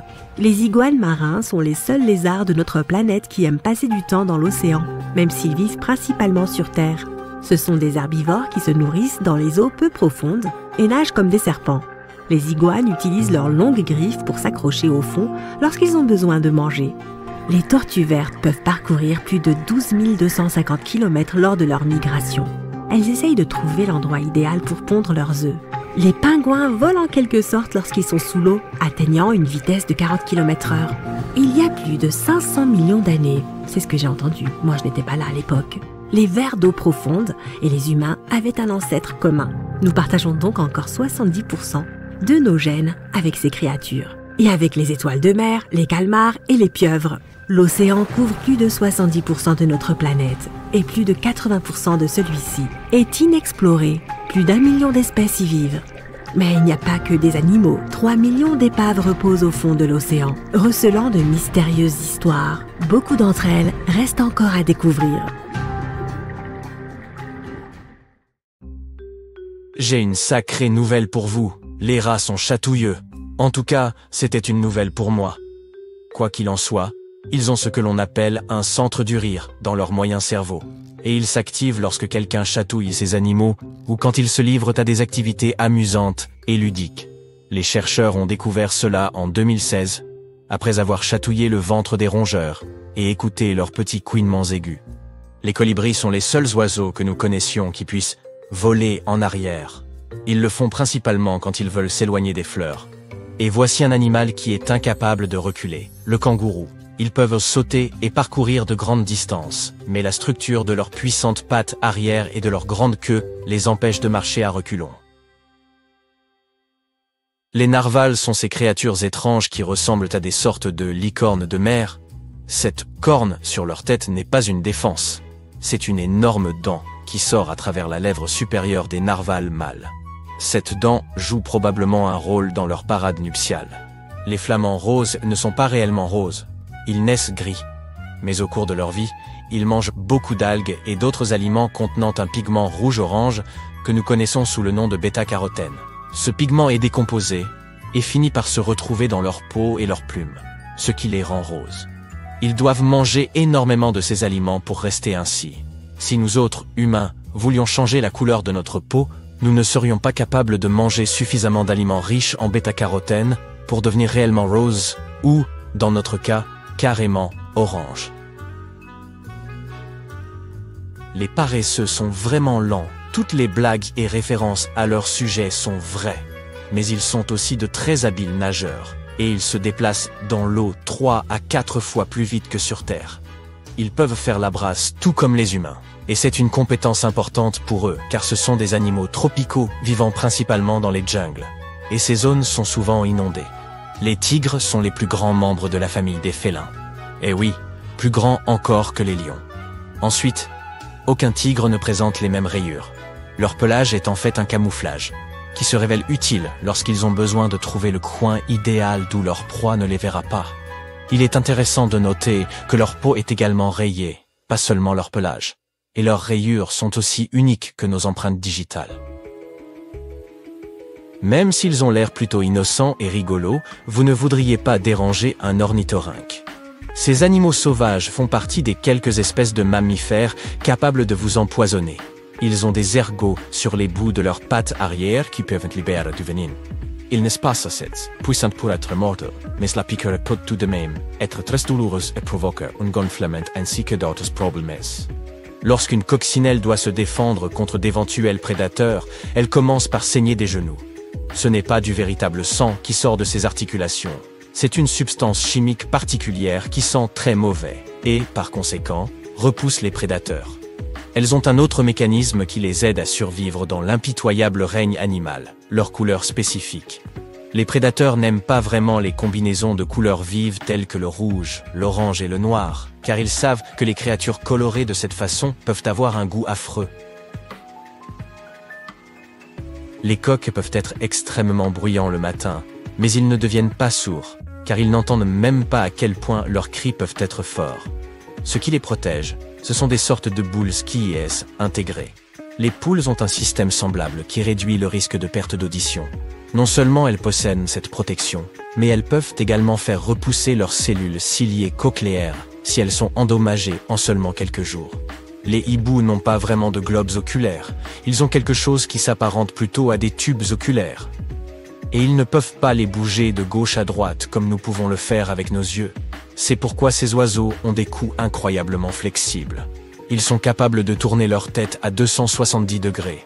En comparaison, les humains ne peuvent tourner la leur qu'à 180.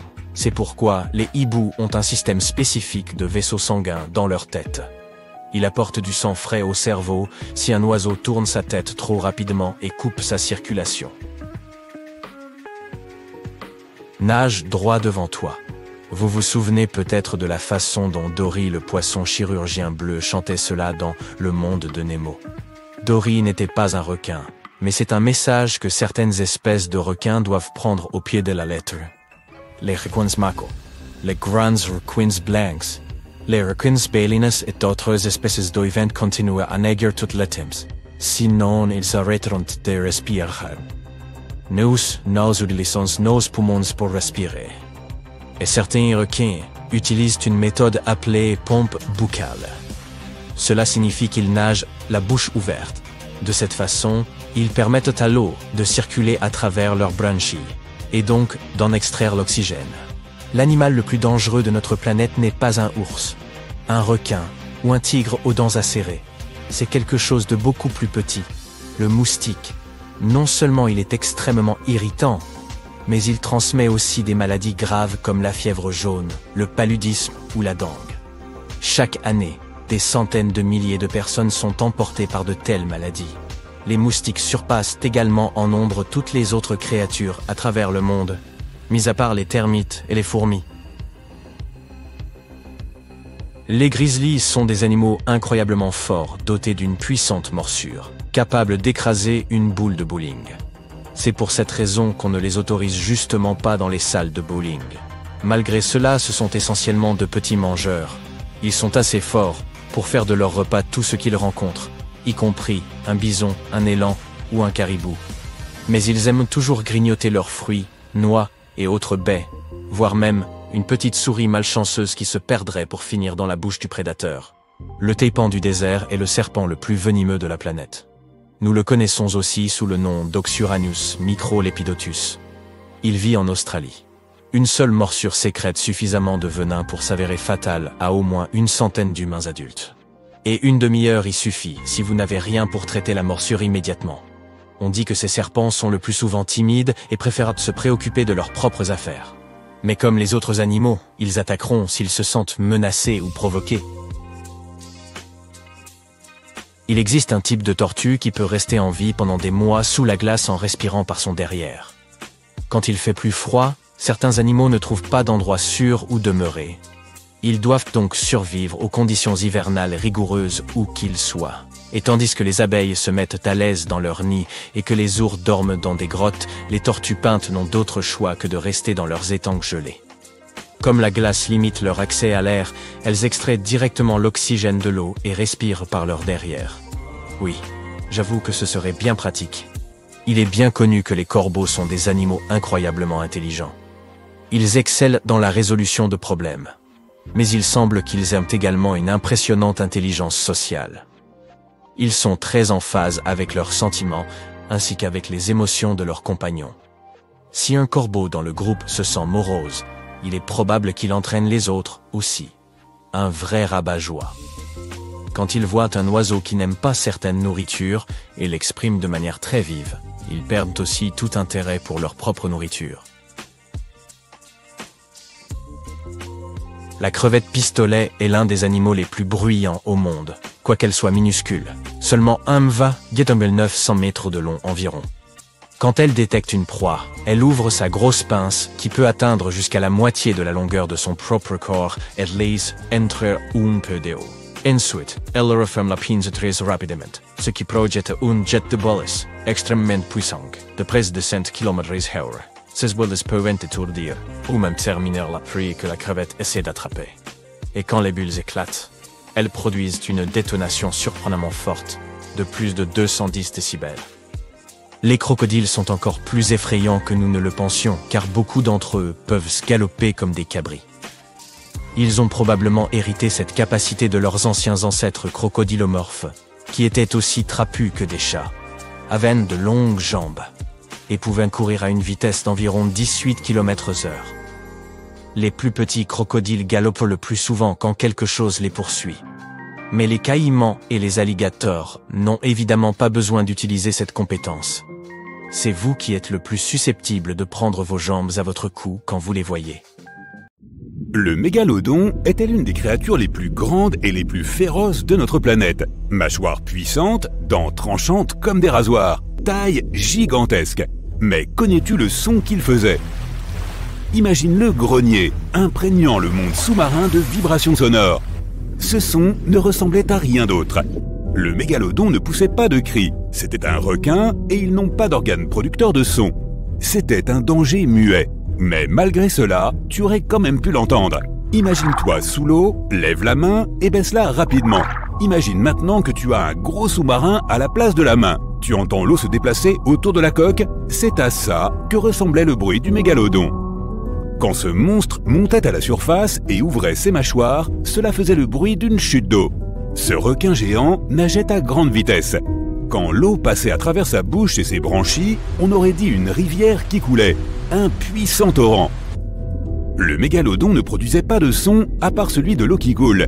D'autres anciens poissons pouvaient émettre des sons, mais on les entendait à peine. Je ne parle pas des baleines, dauphins et de leurs ancêtres, car ce sont des mammifères. Les poissons communiquaient sur des fréquences inaudibles à l'oreille humaine. Certains ont encore cette capacité. Mais dans l'ensemble, l'océan était et reste un endroit plutôt silencieux. Allons donc sur les terres anciennes pour écouter quel genre de son y était produit. Grâce aux technologies modernes, les scientifiques peuvent recréer les sons que produisaient de nombreuses espèces disparues. En utilisant des scanners, ils ont découvert que certains dinosaures possédaient des systèmes complexes de petits trous dans le crâne qui leur permettaient de produire un large éventail de sons et de réguler la température de leur corps. Et on a réussi à les recréer.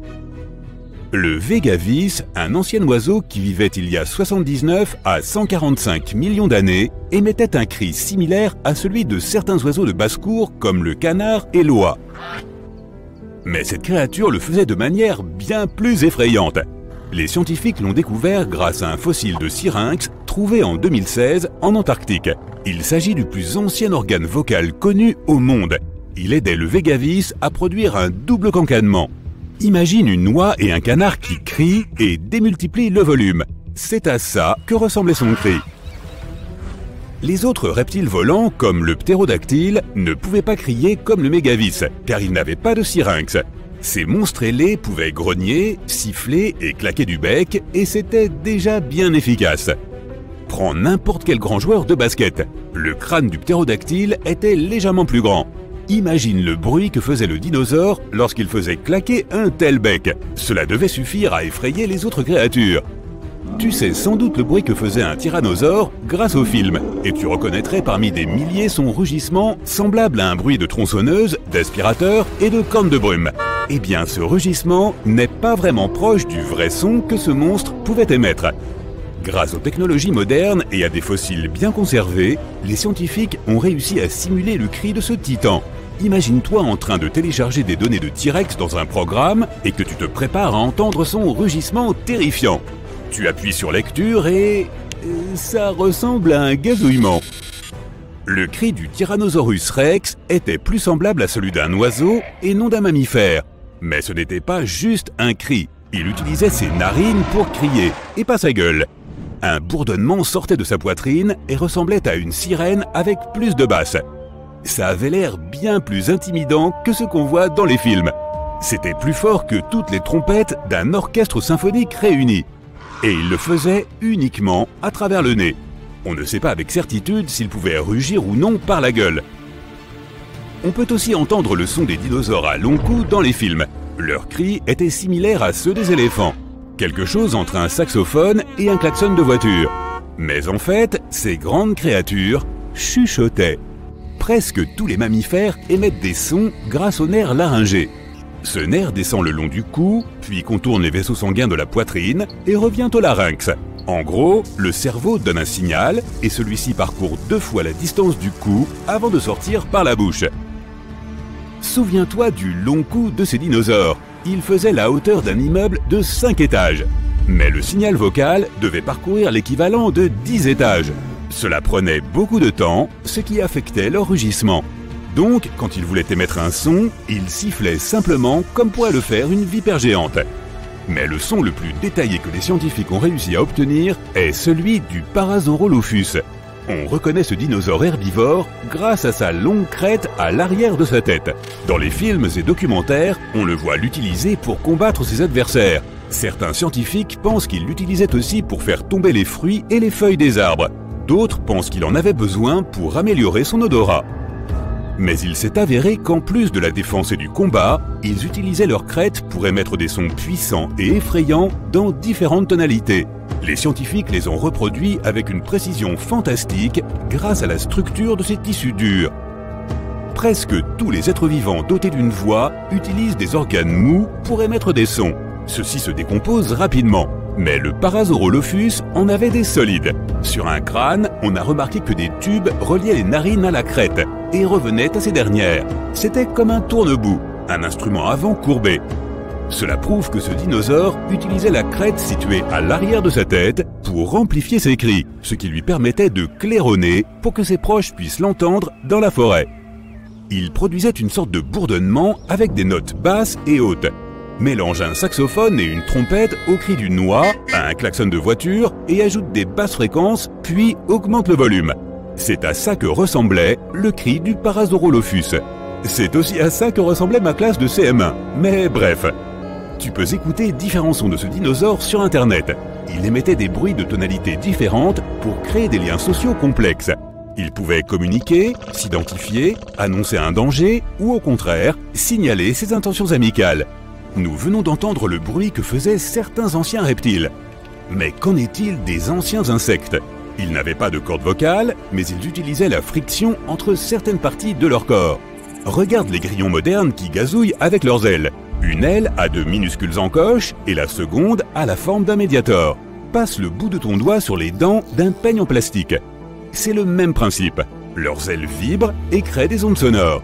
Mais le bruit créé par un ancien grillon était très différent de celui des insectes modernes qui étaient bien plus bruyants. Le son émis ressemblait plus à un sifflement. À l'aide d'ondes à haute fréquence, il pouvait également communiquer secrètement comme s'il le faisait sur un canal radio sécurisé. Si tu entendais cela, tu aurais sans doute du mal à t'endormir. Aujourd'hui, nos grillons sont moins bruyants, car ils utilisent plus de haute fréquence. Les ondes plus aiguës se propagent moins loin, ce qui réduit le risque qu'une chauve-souris ne les entende. Imagine le bruit de la jungle à cette époque. Le puissant gazouillis des grillons te fait mal aux oreilles. Puis tu entends le sifflement d'un brachiosaure. Les claquements de bec d'un ptérodactyle font l'effet d'un coup de tonnerre, puis viennent des sons de trompette quelque part dans la jungle. Ce sont des Parasaurolophus qui communiquent entre eux. Et puis tu es effrayé par la sirène d'un tyrannosaure. Impossible de trouver la paix dans de telles conditions. Heureusement, les humains sont apparus plusieurs millions d'années plus tard. D'ailleurs, les scientifiques ont réussi à découvrir à quoi ressemblait le son de nos ancêtres. Ils ont soigneusement examiné la position de la bouche, du nez et de la gorge sur le squelette de l'homme de Néandertal. Sa voix était similaire à la nôtre, mais la gamme phonétique d'un adulte était la même que s'il avait 2 ou 3 ans. Une sorte de marmonnement sans consonne. L'étude du crâne n'a pas permis de recréer précisément la voix des Néandertaliens, mais en 2007, des scientifiques ont extrait des échantillons d'ADN de leurs os. Ils ont trouvé une variation du gène correspondant à la parole humaine. Les scientifiques pensent que les Néandertaliens se sont battus avec les Homo sapiens. À la suite de ce conflit, leur espèce s'est éteinte, mais le gène découvert indique qu'ils auraient pu aussi avoir d'autres liens entre eux. Peut-être que les Néandertaliens pouvaient comprendre leur langue et même prononcer certains mots. Il se peut que vous ayez un chien qui remue la queue autour de votre maison ou qui renifle à vos pieds. Mais avez-vous déjà admiré la finesse de l'ouïe de votre chien? Je veux dire, il peut percevoir l'ouverture d'un sac de chips même si vous vous trouvez à un autre étage de la maison. Même avec cette capacité incroyable, la plupart des chiens domestiques n'ont pas la meilleure audition du règne animal. À vrai dire, ils ne sont même pas dans le top 5. Sur cette note, aventurons-nous dans le monde de l'ouïe animale et essayons d'imaginer à quoi ressemble la vie pour d'autres créatures. Le fait est que nous autres humains sommes plutôt fortiches. Nous avons toutes sortes de talents, mais quand il s'agit des Jeux olympiques de l'ouïe fine, nous ne sommes même pas qualifiés pour la compétition. Mettez-nous à côté d'un chat ou d'une chauve-souris, et nos oreilles paraissent plutôt basiques. Prenez par exemple les éléphants. Ce sont de grands animaux, et leurs oreilles le sont tout autant. Leurs organes auditifs sont capables de capter les ondes infrasonores. Cela dit, ce ne sont pas des ondes sonores ordinaires. Il s'agit de murmures à basse fréquence qui nous sont inaudibles. Cela signifie que les éléphants peuvent entendre des choses telles que le déplacement des nuages de pluie. Non seulement ça, mais ces mastodontes ont également une façon assez astucieuse de communiquer. Ils martèlent dans le sol, créant des vibrations à peine perceptibles. Mais pour les éléphants, ces vibrations sont l'équivalent d'un appel téléphonique longue distance. Ces messages passent à travers leurs pieds et par les os de leurs oreilles, même lorsqu'ils se trouvent à plusieurs kilomètres. C'est ce qu'on appelle une très bonne réception. Passons maintenant aux chauves-souris. Elles sont passées maîtresses dans l'art du repérage nocturne, grâce à leur capacité d'écolocalisation. Ces animaux émettent des sons à très haute fréquence, qui se répercutent après avoir frappé les objets. Cet écho aide les chauves-souris à dresser une carte mentale, leur permettant de se déplacer sans problème dans l'obscurité. Et quand nous pensions que les chauves-souris ne pourraient pas être plus cool, les scientifiques ont découvert que leur capacité auditive s'étendait à leurs ailes. Des poils spéciaux appelés cellules épidermiques de Merkel détectent les mouvements de l'air, aidant les chauves-souris à détecter les objets devant elles. Ce n'est pas l'ouïe ordinaire à laquelle nous sommes habitués, mais c'est une fantastique adaptation à leur environnement. Les dauphins, en revanche, sont maîtres de l'acoustique aquatique. Pour commencer, on pourrait croire que le fait de vivre sous l'eau serait un obstacle à l'audition, mais les dauphins ont transformé ce défi en un avantage. Ils ont développé leur propre version de l'écolocalisation et émettent des impulsions sonores à partir de leur front. Ces sons rebondissent sur les objets et sont captés par la mâchoire du dauphin avant d'être transmis au cerveau via des nerfs auditifs particulièrement développés.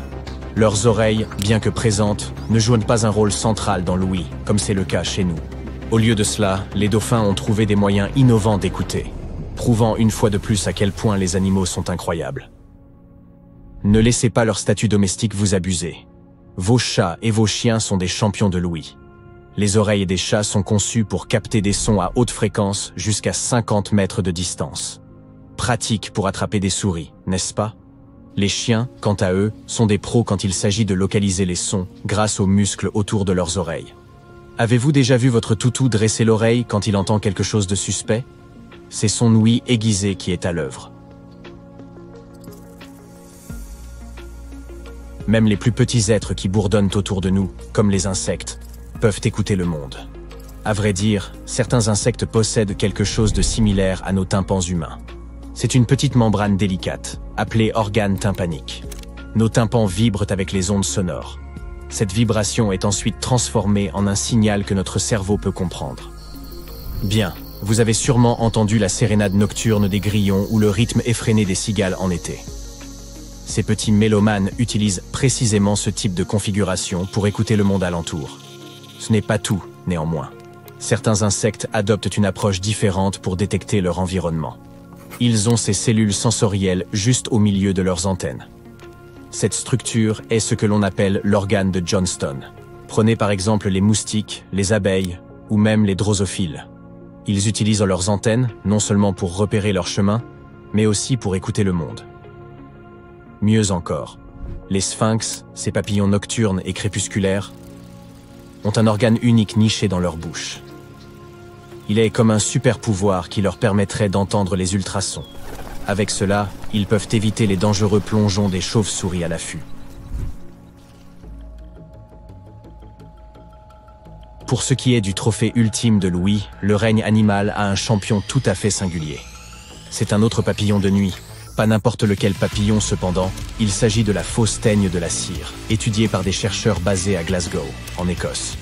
Ils ont une connaissance fascinante de ces papillons, qui méritent amplement que l'on dresse l'oreille pour y prêter attention. Juste pour vous donner un peu de contexte, la fausse teigne ne se distingue pas par son apparence. Elle est juste brunâtre. En ce qui concerne sa routine quotidienne, elle adore grignoter des alvéoles de miel. Bien qu'elle se fonde parfaitement dans le règne animal, elle a une sacrée paire d'oreilles. À quel point son ouïe est-elle fine, vous demandez-vous?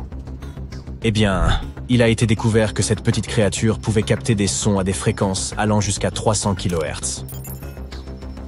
En comparaison, nos oreilles humaines ne peuvent détecter que des sons d'environ 20 kHz. Cette capacité, déjà peu impressionnante, chute à environ 15 kHz à mesure que nous vieillissons. Même les dauphins ne peuvent-ils pas rivaliser avec la fausse teigne.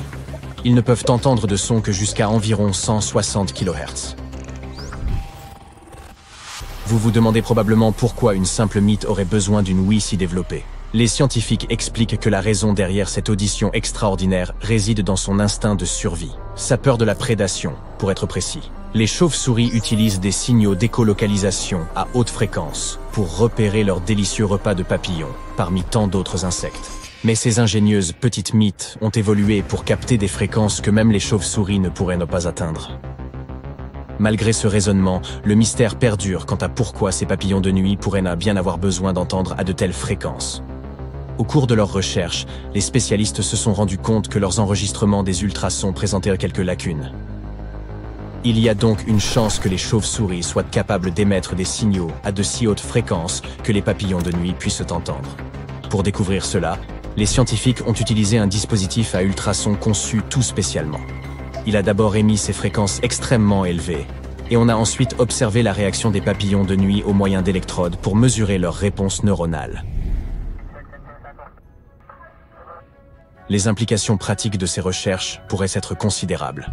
Comprendre le fonctionnement interne de l'oreille de la fausse teigne de la cire pourrait avoir un grand impact sur la technologie. Ces connaissances pourraient aider les chercheurs à concevoir des microphones minuscules, par exemple. Nous savons que toutes sortes de créatures, des petites bêtes grouillant sur le sol aux titans qui nagent dans l'océan, sont capables de capter certaines fréquences sonores que nos oreilles humaines ne peuvent tout simplement pas détecter. Toutefois, les chercheurs ont fait une découverte fascinante. Ils ont démontré, pour la première fois, que notre capacité à détecter de minuscules différences dans les fréquences sonores pourrait être supérieure à celle des animaux, et ce grâce à nos neurones individuels. Comment ont-ils bien pu prouver cela, me demanderez-vous? Eh bien, ils ont eu recours à une technique unique qui leur permet d'enregistrer l'activité des neurones individuels dans le cortex auditif. C'est une partie de notre cerveau qui joue un rôle majeur dans le traitement des sons, alors que nous sommes exposés à divers bruits. Voyez-vous, l'essentiel de ce que nous savons sur le cortex auditif a été découvert lors de recherches passées qui ont étudié comment l'activité neuronale des animaux réagissait au son. Ces études ont été extrêmement utiles pour nous donner un aperçu de la façon dont ceux-ci sont traités dans notre propre système auditif. Mais elles ne nous ont pas vraiment permis de savoir ce qui nous distinguait, nous, les humains, dans la façon dont nous percevons les sons. Lorsque les chercheurs ont testé comment nous réagissions à des sons artificiels, ils ont découvert que les neurones de notre cortex auditif répondaient avec un niveau de précision surprenant à certaines fréquences spécifiques. Ils pouvaient même déceler des différences aussi infimes qu'un quart de ton, simplement en observant la réaction des neurones individuels. C'est un niveau de détail que l'on ne trouve généralement pas dans le cortex auditif des autres mammifères. La seule exception pourrait être les chauves-souris, qui utilisent leur ouïe d'une manière assez unique. Mais cela pourrait expliquer pourquoi nous pouvons distinguer les fréquences mieux que les animaux. Il semble que la façon dont nos cerveaux traitent ces dernières présente quelques caractéristiques particulières. Lorsqu'on a diffusé des sons plus naturels, comme des conversations, de la musique et des bruits du quotidien, les neurones ont alors montré des schémas d'activité complexes. Ces schémas ne pouvaient pas être entièrement expliqués par la seule sélectivité des neurones. Des études sur les animaux ont montré des phénomènes similaires, mais c'était la première fois que nous observions cela chez les humains. Il s'avère que les étoiles de mer n'ont pas de tête. Elles sont la tête. Lorsque vous observez une étoile de mer, vous vous dites sûrement qu'elle n'a que 5 bras. Les savants ont toujours été curieux de savoir pourquoi les étoiles de mer ressemblaient à cela, et, en particulier, où se trouvait vraiment leur tête. La plupart des créatures, nous y compris, possèdent des corps bilatéralement symétriques, ce qui signifie que vous pouvez les scinder au milieu et obtenir 2 côtés qui correspondent. Mais les étoiles de mer, ainsi que les oursins plats et les anémones de mer, sont différents. Ils possèdent une symétrie radiale, ce qui signifie que leurs corps ont des parties identiques mais réparties à partir du centre.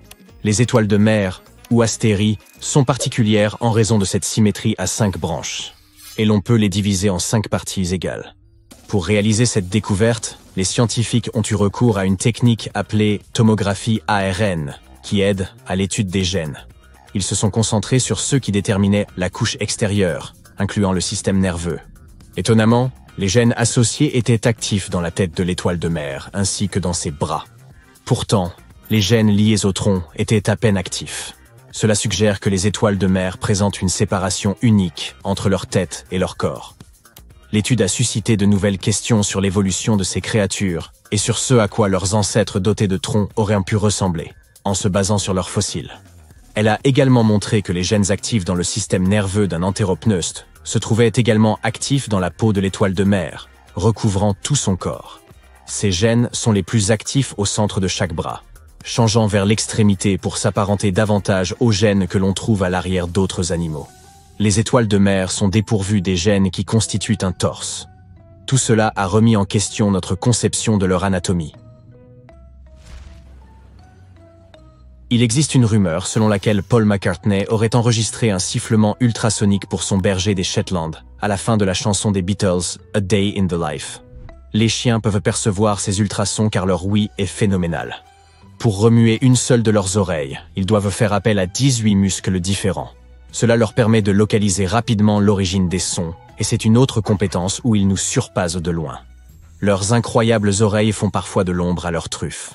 L'odorat des chiens est jusqu'à 100 000 fois plus affûté que celui des humains. Lorsque nous n'avons qu'environ 5 millions de récepteurs olfactifs, un chien de chasse peut en compter jusqu'à 300 millions. Une autre étude a prouvé que les chiens et les grands dauphins pourraient partager une fascinante similitude avec les humains. Ils appellent leurs proches par leur nom lorsqu'ils se retrouvent séparés. Cela ferait d'eux les premiers animaux connus pour cela. Ces recherches ont révélé que les dauphins reproduisaient les sifflements caractéristiques de l'un des leurs lorsqu'ils étaient éloignés de leurs congénères. Dans les enregistrements du programme de recherche sur les dauphins de Sarasota, des paires de dauphins ont été gardés dans des bassins séparés, mais ils pouvaient toujours communiquer entre eux. Et leur bavardage imitait les sifflements uniques de leurs compagnons dauphins. Ensuite, nous avons les flamands et leurs pratiques alimentaires si particulières. On les voit souvent se nourrir avec la tête positionnée à l'envers.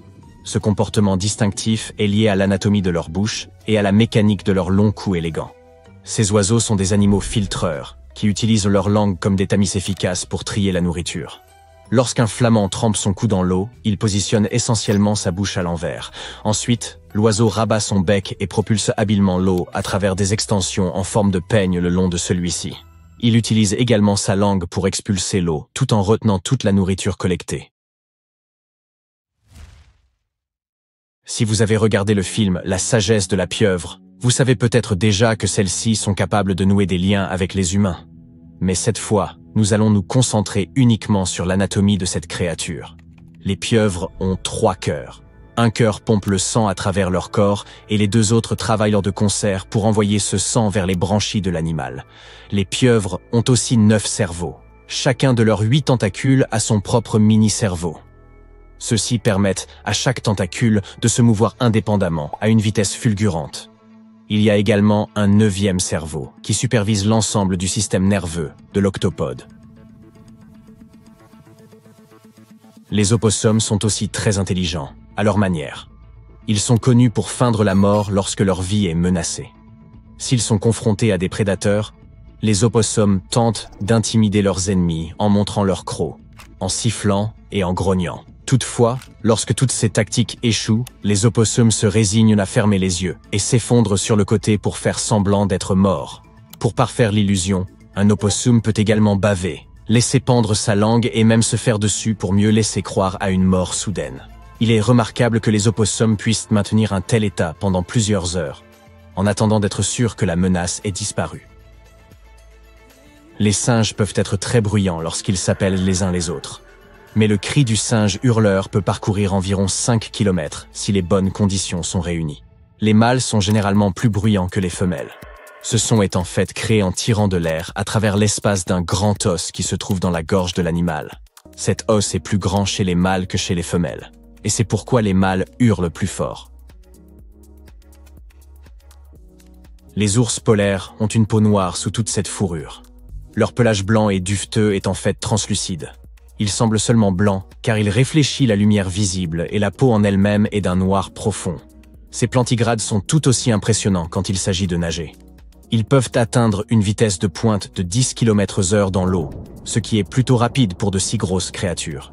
Ils peuvent nager sur des kilomètres et continuer pendant des heures. Leurs grandes pattes sont faites pour la nage.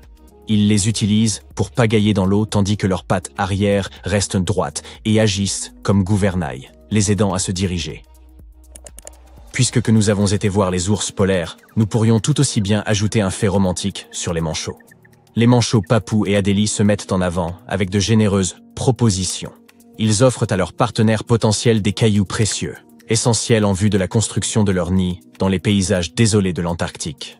Si la femelle manchot accepte ce caillou, ils sont liés pour la vie et prêts à s'accoupler. Une autre étude a révélé que nos adorables chats domestiques partageaient plus de 95% de leur patrimoine génétique avec les tigres. Ces charmantes boules de poils reproduisent également de nombreux comportements de leurs parents sauvages, comme marquer leur territoire au moyen de leur odeur, et le classique, traquer et bondir en guise de jeu. Biologiquement, néanmoins, le cerveau d'un chat est assez similaire à celui d'un humain. Nous partageons des régions émotionnelles identiques dans nos cerveaux. Les chats peuvent également produire jusqu'à 100 sons différents. Les hiboux ont des tubes, ou cylindres, oculaires. Ces yeux de forme allongée n'accomplissent pas le même mouvement que nos globes oculaires. Nos yeux peuvent se déplacer dans presque toutes les directions. Les hiboux, eux, doivent effectuer un tour complet au moyen de leur corps ou de leur tête pour regarder autour d'eux. Tout cela en raison de leur vision nocturne. Pour maîtriser l'art de voir dans l'obscurité, ils ont besoin de grandes cornées, capables de recueillir chaque particule de lumière. La plupart des animaux nocturnes, comme les lorilans ou les tarsiers, ont d'énormes yeux pour s'acquitter de cette tâche. Mais les hiboux ont de petits crânes, de sorte que leurs yeux ne pourraient pas grandir davantage. Les cafards sont connus pour leur capacité à survivre, et une raison clé à cela réside dans leur structure cérébrale unique. Ils possèdent 2 cerveaux, un dans leur tête et un plus rudimentaire au niveau de leur abdomen. Si elles sont si difficiles à attraper, c'est parce que ces bestioles réagissent extrêmement vite. Elles ont de petits poils sur leur arrière-train qui peuvent ressentir la moindre brise. Lorsque ces poils tressaillent, le cafard ne perd pas de temps. Il passe instantanément en mode évasion. Des recherches ont montré qu'un cafard pouvait réagir en seulement 1/20 de seconde. Ainsi, au moment où nous allumons la lumière ou attrapons quelque chose pour l'écraser, le cafard est déjà en train de filer à toute vitesse. Les chats peuvent faire des rêves. Parfois, vous pouvez voir les moustaches de votre chat remuer ou ses pattes donner de petits coups pendant qu'il dort. Cela ne signifie pas nécessairement que votre animal fasse un cauchemar. Il suffit de s'intéresser au sommeil humain pour avoir une idée de ce qui se passe chez nos amis félins. Pendant le sommeil paradoxal, ou REM, notre cerveau devient très actif, presque autant qu'à l'éveil. C'est aussi le moment idéal pour rêver. Le sommeil REM est ainsi nommé en raison des mouvements rapides que font nos yeux sous nos paupières. Mais alors que nos yeux peuvent bouger, le reste de notre corps demeure immobile. L'accent est mis sur ce qui se passe dans nos têtes. C'est aussi vrai pour les chats. Hormis un mouvement par-ci, par-là, les chats ne bougent généralement pas beaucoup lorsqu'ils roupillent. Bon, soyons réalistes. Nous, les humains, nous sommes plutôt ordinaires. Nous ne sommes pas des super-héros dotés de super-pouvoirs, n'est-ce pas? Quoi? Vous n'étiez pas au courant? Le monde animal, quant à lui, possède un tas de super-héros. Certaines créatures va-et-vont éternellement, d'autres semblent se moquer des lois de la gravité. D'autres encore sont immunisés contre le venin, et d'autres enfin peuvent courir sur l'eau. Certains d'entre eux vous donneront des frissons. Le premier super-pouvoir de la liste est la capacité à vivre sans eau. Les rats kangourous peuvent se passer d'eau pendant des années. En fait, cela ne les dérange pas de vivre sans eau. Les humains, en revanche, ne peuvent survivre que 3 jours sans eau. Humains, 0, rats, kangourous, 1. Ces petits animaux vivent dans des zones désertiques extrêmement arides et doivent puiser l'eau dans les graines et les plantes qu'ils mangent. Bien que cela puisse paraître un peu inquiétant, les rats kangourous savent aussi extraire l'eau de leur urine avant d'aller aux toilettes. Ainsi, ils ne perdent pas une seule goutte de cette précieuse humidité. Cela pourrait s'avérer utile lors d'événements sportifs. Laissez-moi maintenant vous présenter le Peter Parker du monde animal. Tout à fait. On dirait que Spider-Man est bien réel, mais qu'il n'est pas humain. Voici un lézard gecko, ou plus simplement un gecko. Cette créature a la merveilleuse capacité de grimper sur toutes sortes de surfaces verticales et peut même se promener au plafond. Cet exploit qui défie les lois de la gravité est possible grâce au coussinet plantaire unique du lézard, recouvert de minuscules poils. Ils peuvent s'accrocher à presque toutes les surfaces, qu'elles soient lisses, dures, rugueuses ou molles. Un autre fait amusant à propos de ces lézards est qu'ils n'ont pas de paupières. Ils gardent donc toujours un œil grand ouvert sur ce qui se passe autour d'eux. Si tu te demandes comment ils font pour protéger leurs yeux, voici la réponse. Leurs yeux sont recouverts d'une membrane transparente, la cornée. Bien sûr, ils ne peuvent pas fermer les yeux, et s'ils ont quelque chose dans l'œil, ils le lèchent tout simplement. C'est vrai, ils nettoient leurs globes oculaires en les léchant. On peut imaginer qu'il s'agit d'un autre super-pouvoir. Des super-pouvoirs supersoniques? Oui, bien sûr. Une crevette subtropicale d'environ 2,5 cm désoriente sa proie avec une onde de choc. Malgré sa taille modeste, la crevette pistolet est l'un des animaux marins les plus bruyants. Lorsque la crevette fait claquer ses pinces, elle crée un bruit aussi fort qu'un boom sonique. Naturellement, ce son étourdit la proie, et la crevette peut l'attraper sans trop d'effort.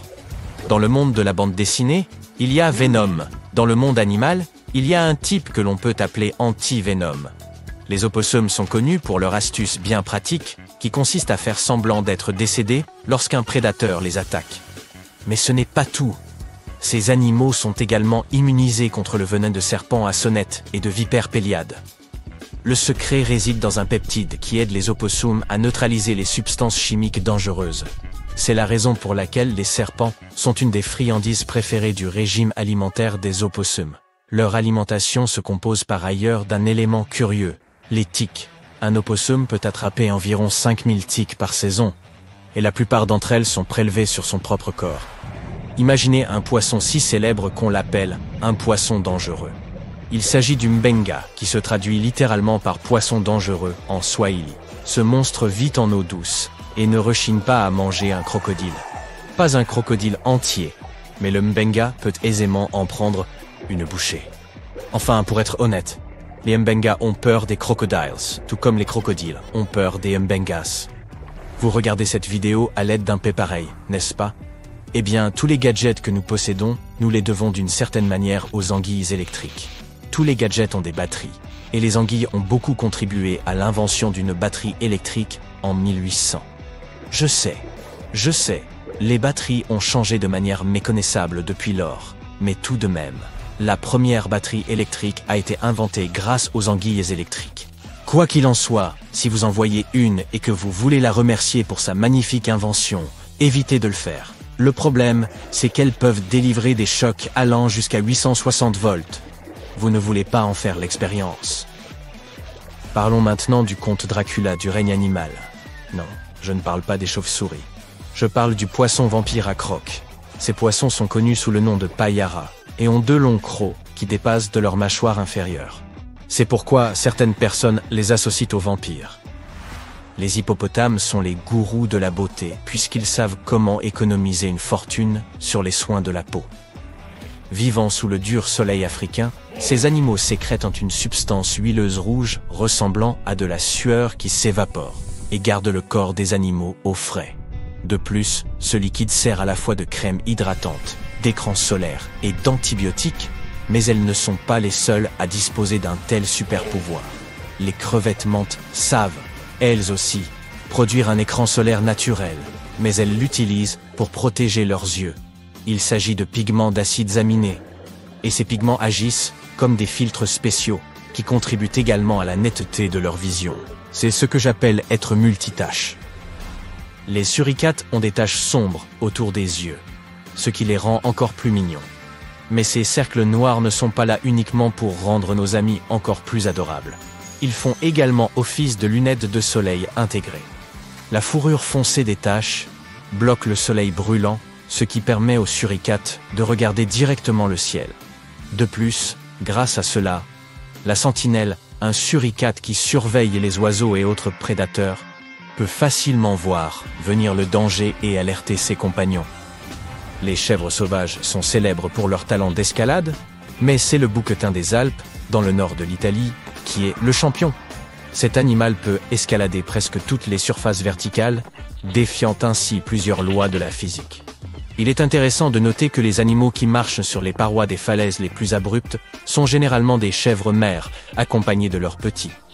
Les grands mâles préfèrent garder leur distance et utiliser des surfaces horizontales planes. Ils sont malins. Les saumons sont d'habiles navigateurs qui pourraient en faire rougir de honte la plupart des conducteurs. Cependant, cette compétition ne serait pas équitable. Après tout, les saumons peuvent sentir le champ magnétique de la planète et s'en servir pour s'orienter s'ils se perdent. Si vous avez du mal à vous orienter en ville, un saumon pourrait vous aider. N'oubliez pas d'attacher l'aquarium. Certains animaux se protègent avec du venin ou de vilaines morsures, tandis que d'autres utilisent des astuces chimiques pour se protéger. Écoutez ceci. Certaines espèces de mille-pattes produisent du cyanure d'hydrogène et l'exsudent lorsqu'ils se sentent menacés. Le cyanure d'hydrogène est inodore, mais très toxique. Un seul petit mille-pattes ne peut pas vous blesser gravement, mais vous risquez d'avoir des brûlures, voire des cloques si votre peau est sensible. De plus, pour rendre le tableau encore plus effrayant, certains mille-pattes brillent dans le noir. Alors faites attention. Et si vous voyez un point lumineux rampant la nuit, sauvez-vous aussi vite que possible. Lorsque le bombix se sent menacé, il pulvérise un liquide brûlant à partir de l'extrémité de son abdomen en émettant un bruit sec. Dès que le lépidoptère sent un danger, une réaction chimique se déclenche dans des réservoirs spéciaux situés dans son abdomen. La chaleur dégagée par ce processus atteint presque le point d'ébullition et produit également un gaz spécial qui déclenche l'éjection. Cette super protection est généralement fatale pour les insectes attaquants. J'imagine. Les lézards Jésus-Christ ont l'étrange capacité de courir sur l'eau. Tout d'abord, leurs pattes arrière sont équipées de longs orteils, dont les franges de peau peuvent s'étaler sur l'eau. Ainsi, une plus grande surface du pied du lézard est en contact avec l'eau. Ensuite, lorsqu'il court sur l'eau, ses pattes pointent à une vitesse incroyable. Cela crée de petites poches d'air qui empêchent l'animal de se noyer en le maintenant à la surface. Les puces ne sont pas toujours très intéressantes, mais cela ne les rend pas moins étonnantes. Ces minuscules bestioles peuvent sauter environ 50 fois la longueur de leur corps. Si les gens pouvaient en faire autant, nous serions capables de sauter approximativement à 1,5 km dans les airs.